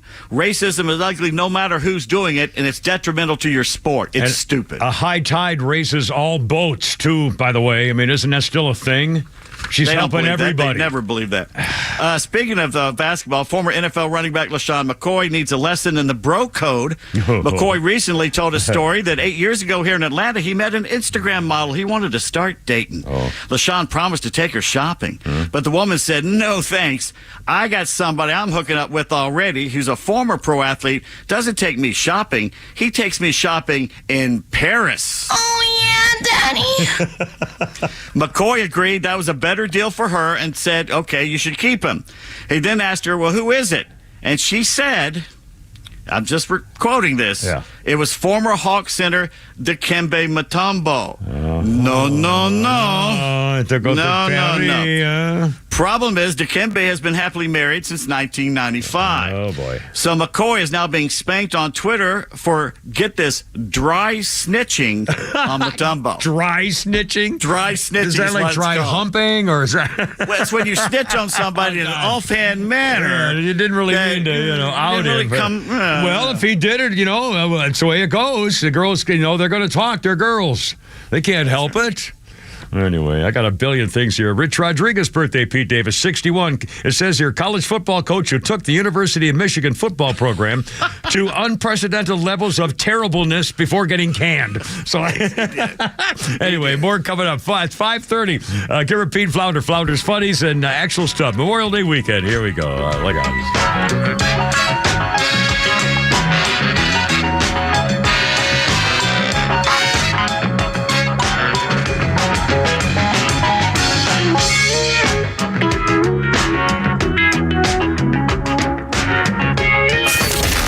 legend Neal Boortz is only on Extra 106.3. Hey, it's Tug, and here's what you missed from the Talkmaster.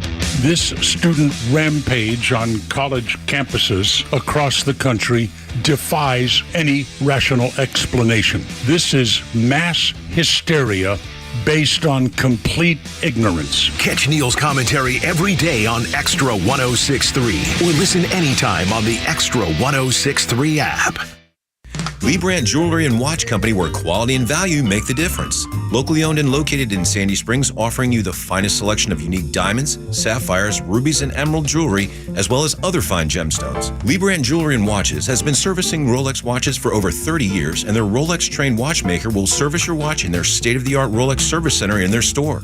Lee Brandt uses only genuine Rolex parts, and their estimates are free. Drop by Lee Brandt in the Trader Joe's Shopping Center in Sandy Springs or visit LeeBrandt.com. The warm air, the beautiful weather, and the sounds of baseball. It's got you thinking about hitting the road. And no matter where your adventures take you, Subaru of Gwinnett has a vehicle to get you there safely and in style. Like the 2024 Subaru Outback, which will take you as far as you want to explore with standard symmetrical all-wheel drive, plus up to 32 miles per gallon. And if you're up for adventure, it'll get you off the beaten path with up to 9.5 inches of ground clearance, more than the Honda CR-V or Toyota RAV4. Or the 2024 Subaru Forester, the SUV for all you love. It's the right size SUV for all the adventures ahead, with a spacious and comfortable interior for everyone you want to bring along. No matter where adventure takes you, it starts on Satellite Boulevard in Duluth with the amazing staff at Subaru of Gwinnett. They'll help you find the Subaru that you'll love and be there every step of the way for everything you need. Start your shopping online at SubaruofGwinnett.com. Hey Atlanta, it's Mark from the Safe House. And now, the security riddle of the day. What's less secure than a fake safe from a furniture or big box store? Joe Biden's fake border policy, of course. But hey, there is good news. This time next year, Joe Biden will not be president. So drop by Atlanta Safe House and check out the largest selection of safes in the Southeast. Build a wall around your valuables with a safe from the Safe House. We have certified delivery crews to install your safe. With over 30 years in the safe business, the Safe House is the place to buy safe in Georgia. So go to AtlantaSafeHouse.com.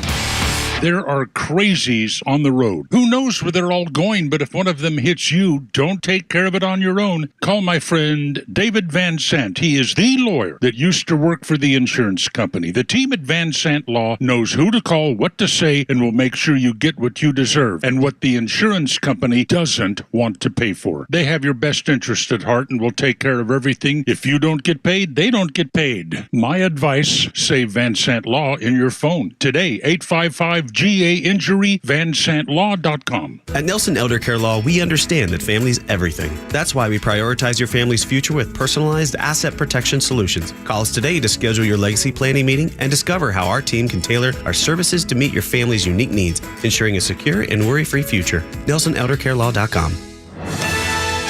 Hey Atlanta, it's Ben, host of the Weekend Ben Burnett Show, proudly brought to you by Peach State Pride. Each and every weekend, we bring you all the issues going on around the globe and what America's ultimate role is in order to drive our agenda forward as conservatives. And if you ever miss an episode, you can download everything I've ever done on Apple, Spotify, or you can go to the podcast park. See you around, Atlanta.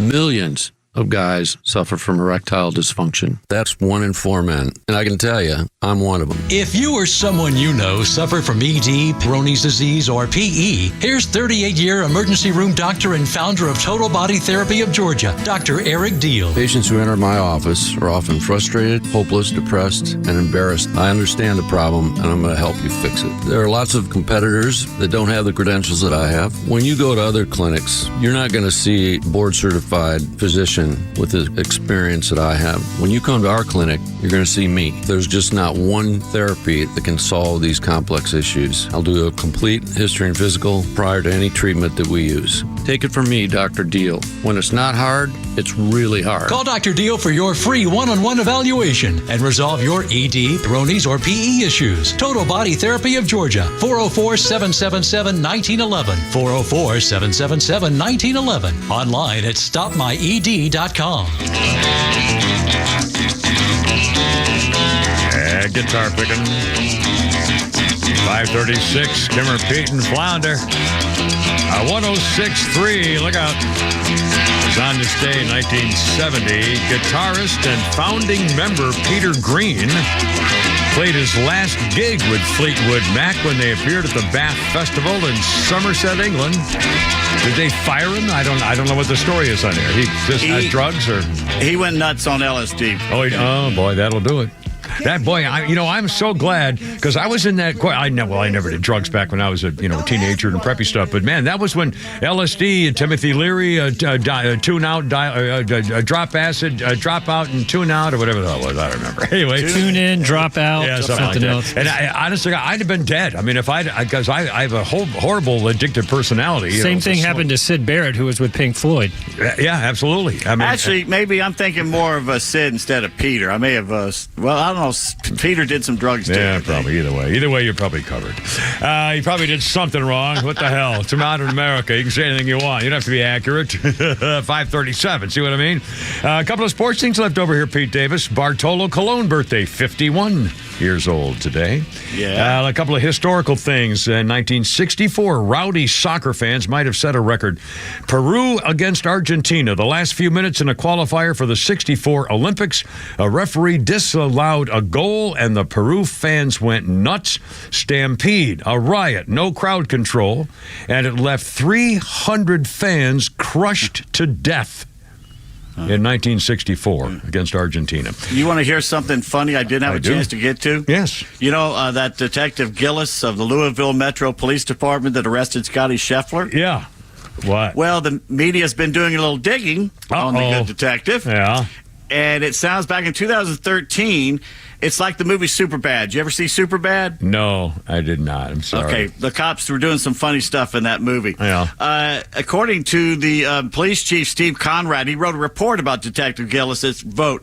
You violated Standard Operating Procedure 5.1-3, conduct unbecoming, when you drove an intoxicated civilian in your police vehicle while on duty and proceeded to do donuts in a business parking lot. Cop in the cop car with a civilian. To recap, donuts in a squad car while a drunken passenger rode shotgun. Was it? I'm guaranteeing a chick, right? It wasn't a drinking buddy, probably some broad. Oh my God. He's been suspended 3 times for missing court appearances.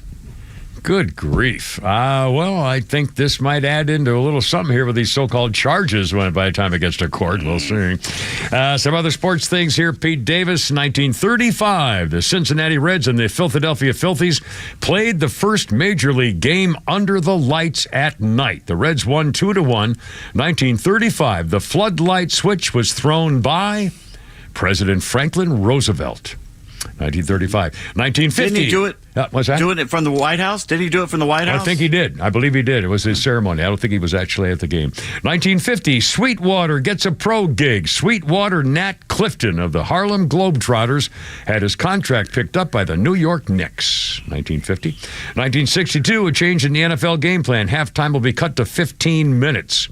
And a couple of hockey things. This is amazing. 1990. The Edmonton Oilers won their NHL Stanley Cup for the 5th time. On this day in 1986, the Montreal Canadiens won the NHL Stanley Cup Championship for the 23rd time. Mm-hmm. Montreal Canadiens, one of the original of the thing there.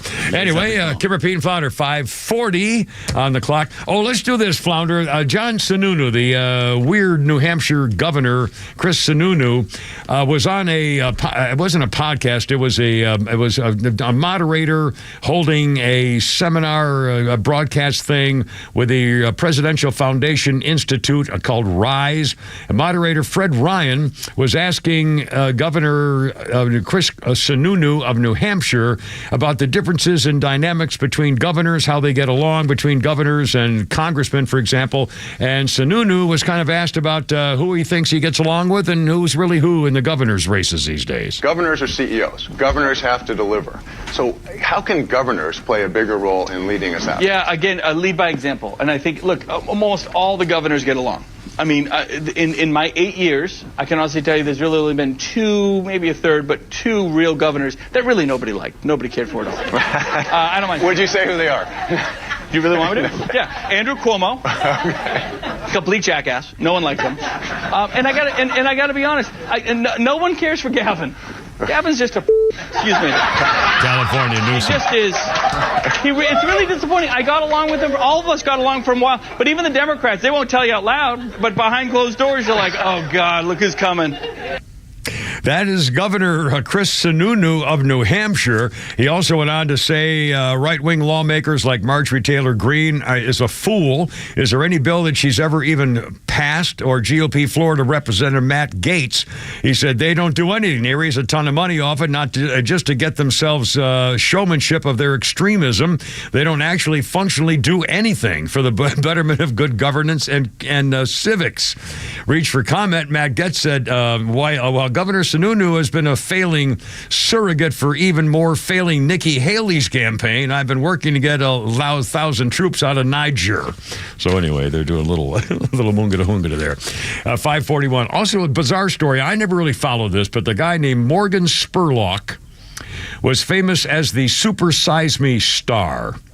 This guy won an Oscar nomination for a groundbreaking documentary 20 years ago where he ate McDonald's for 30 days in a row, and that's all he ate, to see what would happen. The outcome was shocking. He gained 24 pounds and his liver ballooned. He also made $20 million in this documentary around the world, kickstarted a fresh food revolution in the fast food industry. He was skeptical about how much change really would be done after what happened to him when he gained all that weight eating nothing but McDonald's. Has the food gotten healthier? He says, well, the marketing sure has gotten healthier. Well, unfortunately, Mr. Spurlock has passed away. He was only 53 years old, died from complications from cancer, had been undergoing chemotherapy. I don't think it says what kind of cancer he had.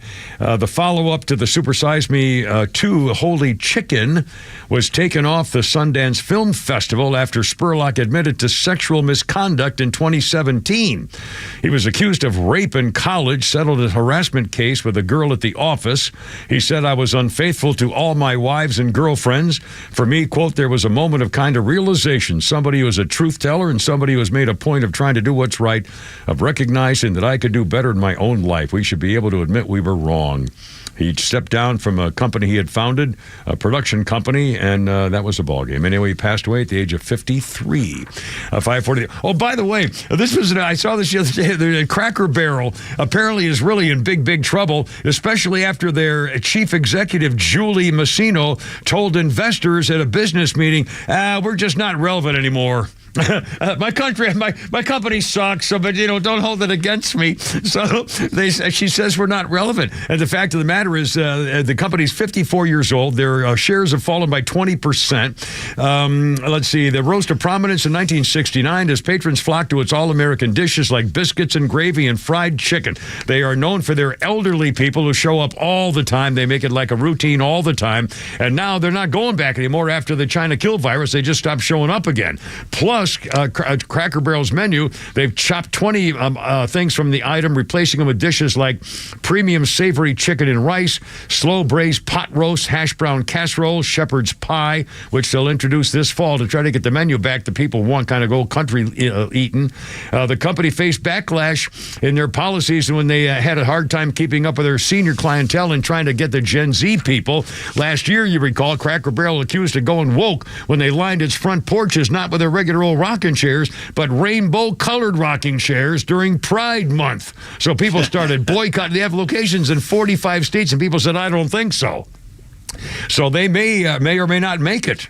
They're struggling to rally customers, trying to change the menu and see what happens. In fact, Pete, you mentioned, I don't know whether it was privately or about other restaurants like Red Lobster's is going out of business, basically, and some others. And I was thinking, I remember, and Flounder, I'll bet you haven't even heard of some of these, like Arthur Treacher's. Oh, yeah. My mother loved it. Flounder, have you ever heard of Arthur Treacher? It sounds familiar. I mean, the one place we always went to was Piccadilly Cafeteria. Piccadilly. Arthur Treacher's was a fish place. How about Burger Chef? Not Burger King. Chef. Burger Chef. I love Burger Chef. Cheese. Howard Johnson's, the 28 flavors. Remember, they had the restaurants, and they were the ice cream part of the 28 flavors at Hojo's. How about Shakey's Pizza? They were great, by the way, too. Lums, you remember? Do you ever have a Lums down here? Here in Atlanta? Morrison's Cafeteria. I think they're gone now. Shoney's, H Salt Fish. Yeah, Sambo's. Remember? Yes, I remember. You guys remember Mighty Casey's? What's that? Mighty Casey's? I don't know that. Yeah. It was a hamburger joint. There was only a couple of them, but they were here in Atlanta. Steak and Ale. Victoria Station. Yeah, I remember love Victoria Station? Okay. Great steak. A great You roast go beef to pie. Steak and Ale for family get-togethers, but if you wanted to impress a date, like go to prom night, Victoria you Station. go to Victoria That's Station. right. That's where I found out that my dog Heidi, Rin Tin Tin's great-granddaughter, my German Shepherd special dog Heidi, had passed away because my mother had been visiting and didn't want to tell me until we were out in public, so I wouldn't go nuts. And So you cry in public? Oh, I cried in public. I didn't give a damn. Hell, I cry on the radio. I cry anywhere I want, you know. Bennigan's was great hamburgers. Bennigan's, behind North Lake, and they had a great hamburger cheese dip too. Oh man, it was good. It's 5:47. Holy criminy! It's the Kira Pete and Flounder. Funny's coming up and wrapping it up Memorial Day week. Wheel of Fortune too coming up. Wheel of Fortune. Here you go.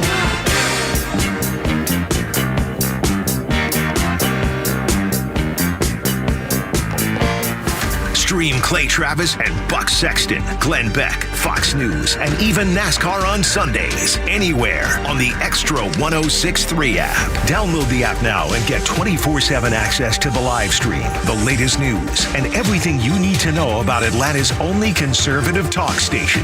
Download the Extra 106.3 app for Apple or Android and check out even more great original content at thepodcastpark.com.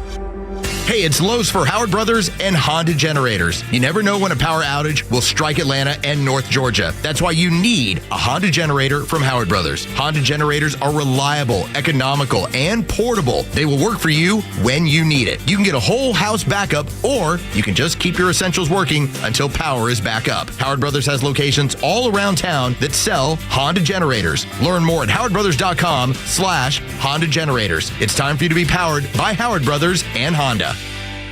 Tax season can be stressful, but it's also a wake-up call. It's time to think beyond April and plan for your future.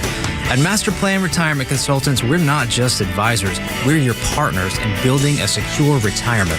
At Master Plan Retirement Consultants, we understand the challenges Georgians face. That's why we offer personalized strategies to maximize your retirement income, minimize taxes, and ensure you never outlive your assets.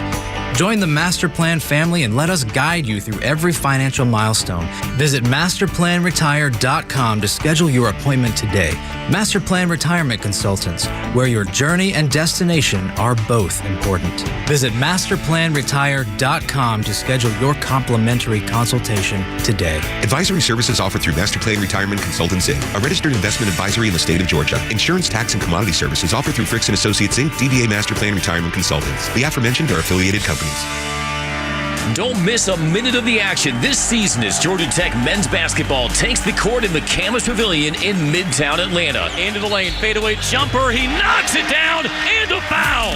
Secure your seat in the Thriller Dome to watch head coach Damon Stoudemire and the Yellow Jackets take on top-ranked opponents all season long. Dives down the lane, shoots the scoop, and he scores! Get your tickets today at RamblinRack.com. Sting 'em. This is Dan Watkins with All Four Seasons. We've always been Atlanta's best at installing and servicing garage and entry doors, but you would be surprised at how many windows we've installed as well. So we're proud to announce a new division, All Four Seasons Windows. We now have the ability to make sure every opening in your house is safe, energy efficient, and looks darn good. So give us a call today to schedule your free sales consultation. Find out how you can decrease your energy bills and increase the beauty and value of your home with All Four Seasons garage, entry doors, and windows. Marketing is everywhere. From the billboards on the highways to the notifications on your phone, we are constantly bombarded with people trying to sell us stuff. What makes good marketing? Are you doing enough in your life personally and professionally to market yourself? You have questions, and the Marketing Madmen have answers. Tune in every Saturday, now at 4 p.m., right here on Extra 106.3 to get practical marketing advice from expert guests who are shaping and reshaping the business world. They say marketing is a madman's game. Join the Marketing Madmen every Saturday at 4 p.m. to find out why. Horizon Background Screening is a fully licensed and insured private investigations firm that focuses on litigation support for law firms, criminal defense cases, and background investigations. We are also FCRA compliant and process pre-employment background checks, tenant screening, and background checks for volunteer organizations. Whether your business is a law firm needing anything from scene investigations to witness interviews, or a company that requires pre-employment background checks, we have the experience you need. Visit horizonscreening.com to learn more. That's horizonscreening.com. A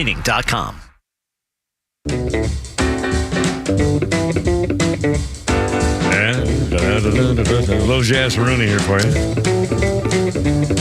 Elmore James, 1963. Shake your money maker. Not jazz, it's blues. Money maker, baby. Well, it says Elmore James, U.S. blues guitarist and singer Elmore James, died of a heart attack at age 45 in 1963. He wrote Shake Your Money Maker, covered by Fleetwood Mac in 68, known as the king of the slide guitar. Elmore James influenced Jimi Hendrix, B.B. King, Stevie Ray Vaughan, and Keith Richards, among others. Elmore James. And a Beatles song, you can hear George Harrison say about John Lennon playing, "Take that, Elmore James." Oh, no kidding.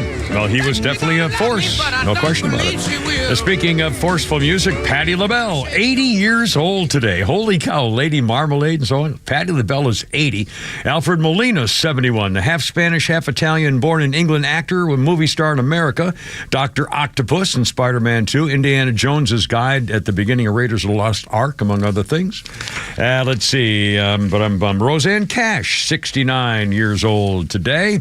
And on this day in 1859, Charles Gounod's powerful opera Ave Maria was performed for the first time in public by Madame Caroline Mioline Carvalho in 1859. What a beautiful song that is, or I guess call it a song, the opera, Ave Maria. And let's see, this day 10 years ago, 2014, Kanye West married Kim Kardashian. And then it says here, she foolishly let him go, and their divorce was finalized 8 years later on this day here. And 50 Cent was shot sitting in a parked car on this day 24 years ago in 2000. Just sitting there and boom, pow, somebody shot him. So that's not a good story. Let's see. Excuse me. Civil War letters. Again, this is where it started. Decoration Day became Memorial Day, which is celebrated next Monday. We will be off from the station. Joe, what's his name? Fela, Tommy Fela, Billy Fela, Tommy Rippy Fela will be Jimmy Fela will be doing it. And just a quick part of a letter written from one of the Civil War soldiers, Samuel D. Longhead, to his wife Jenny, October 7th, 1862. 'Tis hard to see the mighty prancing war horse trampling the dying and dead beneath their merciless feet. No dear wife near to speak a word of comfort. No living sister or mother to administer relief in that hour the most sad in the history of humanity. Oh, the humanity horrors of war. Truly it may be considered the most cruel and awful scourge which can befall a nation. Heaven grant there may be an end soon. My dear, I hope to see you again. How will I hail the day when I return to the bosom of my family? So bye-bye, Jenny. Adios, baby doll. Sending me to Vietnam. Jenny. In fact, that was on, I think it was last night. Forrest Gump was on last night. And, but you can say, I mean, that... I can't watch it again. For some reason, that's a movie I just don't want to watch again. You don't enjoy watching? I don't know why. Again, I've got DVR and Platoon, which is, I think, on right now. I forgot what time of day it's on. And I'm probably not going to watch that again, even though I should have it. A whole argument on the internet that she is one of the great villains of movie history, Jenny. Jenny. Well, yeah. She is kind of, I guess. I mean, what a nasty character. Yeah. I mean, she strung him along. Yeah. She had sex with him, had a baby, didn't tell him. I mean, just horrible. Just a hippie tramp and anti-war. I mean, the whole that was what the country was going through. That was it. Would you consider that a war movie? Yeah, parts of it. Yeah, you would have to. Sure. I mean, he won. Was awarded the medal. Well, I didn't mean to say that. Was awarded the Medal of Honor for saving guys in Vietnam. So yeah. Sorry, I ruined your Black Panther part. I gotta pay. I must have had me 15 Dr. Peppers. Oh, speaking of funny words and stuff, Flounder, how about this? Ladies and gentlemen, we're warning you in advance. Wheel of Fortune contestant, internet shame last night thanks to a bizarre X-rated guess to a puzzle sent the audience going into nuts. The 4-word phrase was blank, blank, blank, blank, N-T-E, a blank E, and then the last letters were T. And so it was like something in something, something. Well, here's what the guy blurted out as he saw the board and took his guess. Tavares, right in the butt. What? No. No, I'm so sorry. Blake. This is the best. Yeah, That's it, I think. Oh, He was so close. And that's not quite as bad as the famous Bob Eubanks one from the Newlywed Game, where the girl actually said the bad word. But again, right in the butt. And of course, it couldn't be that because the word right is 5 letters, and you only had 4 on the board. But anyway, still, I mean, what R-I-T-E. Well, that's not a word. That's a pharmacy. Anyway, and so one guy said, "Sir, this is a classy show. Come on now." It's not safe for work all of a sudden. The funny thing is after Pat Sajak said, "We'll figure that out." I'm not sure how we're going to figure it out, but we'll figure it out. Yeah. Anyway, that was pretty damn funny. And by the way, you guys, in your Netflix stuff, your funny man Shane Gillis is apparently making a big hit with audiences, but not with the critics on his new show after he was booted off Saturday Night Live. And it's called, what's the name of the damn thing? I can't find the name of the show. His new show. Something about like a tire shop. Him and his buddies work at a tire shop. The new show's been renewed for a second season before it has even aired. It's a Netflix streaming series with a comedian statue, Funny Miss Grandad. Now, where the hell's the name of the show? The release of the new sitcom series, and they haven't gotten the name of it yet. Returned to NSL, they're the thing. Oh, and works at an auto shop. Much of the comedy drives from his tormenting his coworker and cousin. The new series Tires. Oh, my God. It took them a third way down the page to mention the name of the freaking show. God, these writers, they don't know how to write. Horrible. God, it's called Tires, and it's a comedy show about a mechanic and making fun of people, stuff like that. The critics aren't nuts about it, but the fans are going crazy. And this guy, again, Shane Gillis, the guy that kicked off at Saturday Night Live and made a thing, and now he's making a huge comeback, which is cool. Oh, by the way, I don't think you're supposed to do this. A priest on Sunday in Florida had a fight with a woman who tried to take the communion bread, the body of Christ, and she tried to grab it, and he tried to grab it back, and so she was hanging on to him, so he bit her. The priest giving communion bit her to get her hand off his hand and grabbing the communion body of Christ, my butt. Holy smoke. Anyway, little Flounder's funny as we adios our way out of here, Flounder, if you don't mind. Babies are a lot of work. I try and pitch in. I do diapers. I mean, I don't change them, but I go, you got to do this diaper. We have 3 other kids, too, a 7-year-old, a 5-year-old, and a 2-year-old. I should probably learn their names. Try and be a good dad. I sat the older 3 down and I explained to them that the new baby does not mean I love them any less, but I will have to let one of them go. So if anyone knows of a toddler rescue, maybe we could get Sarah McLachlan to do the commercial.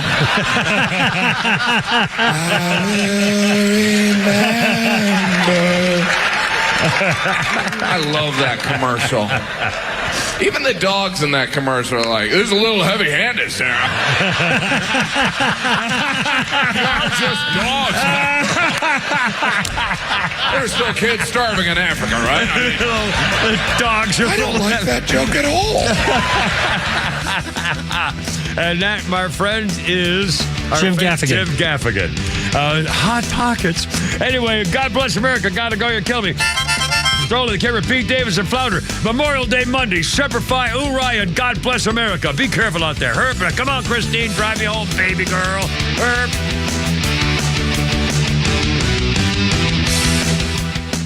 This is WFOM and W292EV Marietta, a Dickey Broadcasting Station. Locally owned and heard throughout Georgia on the Extra app.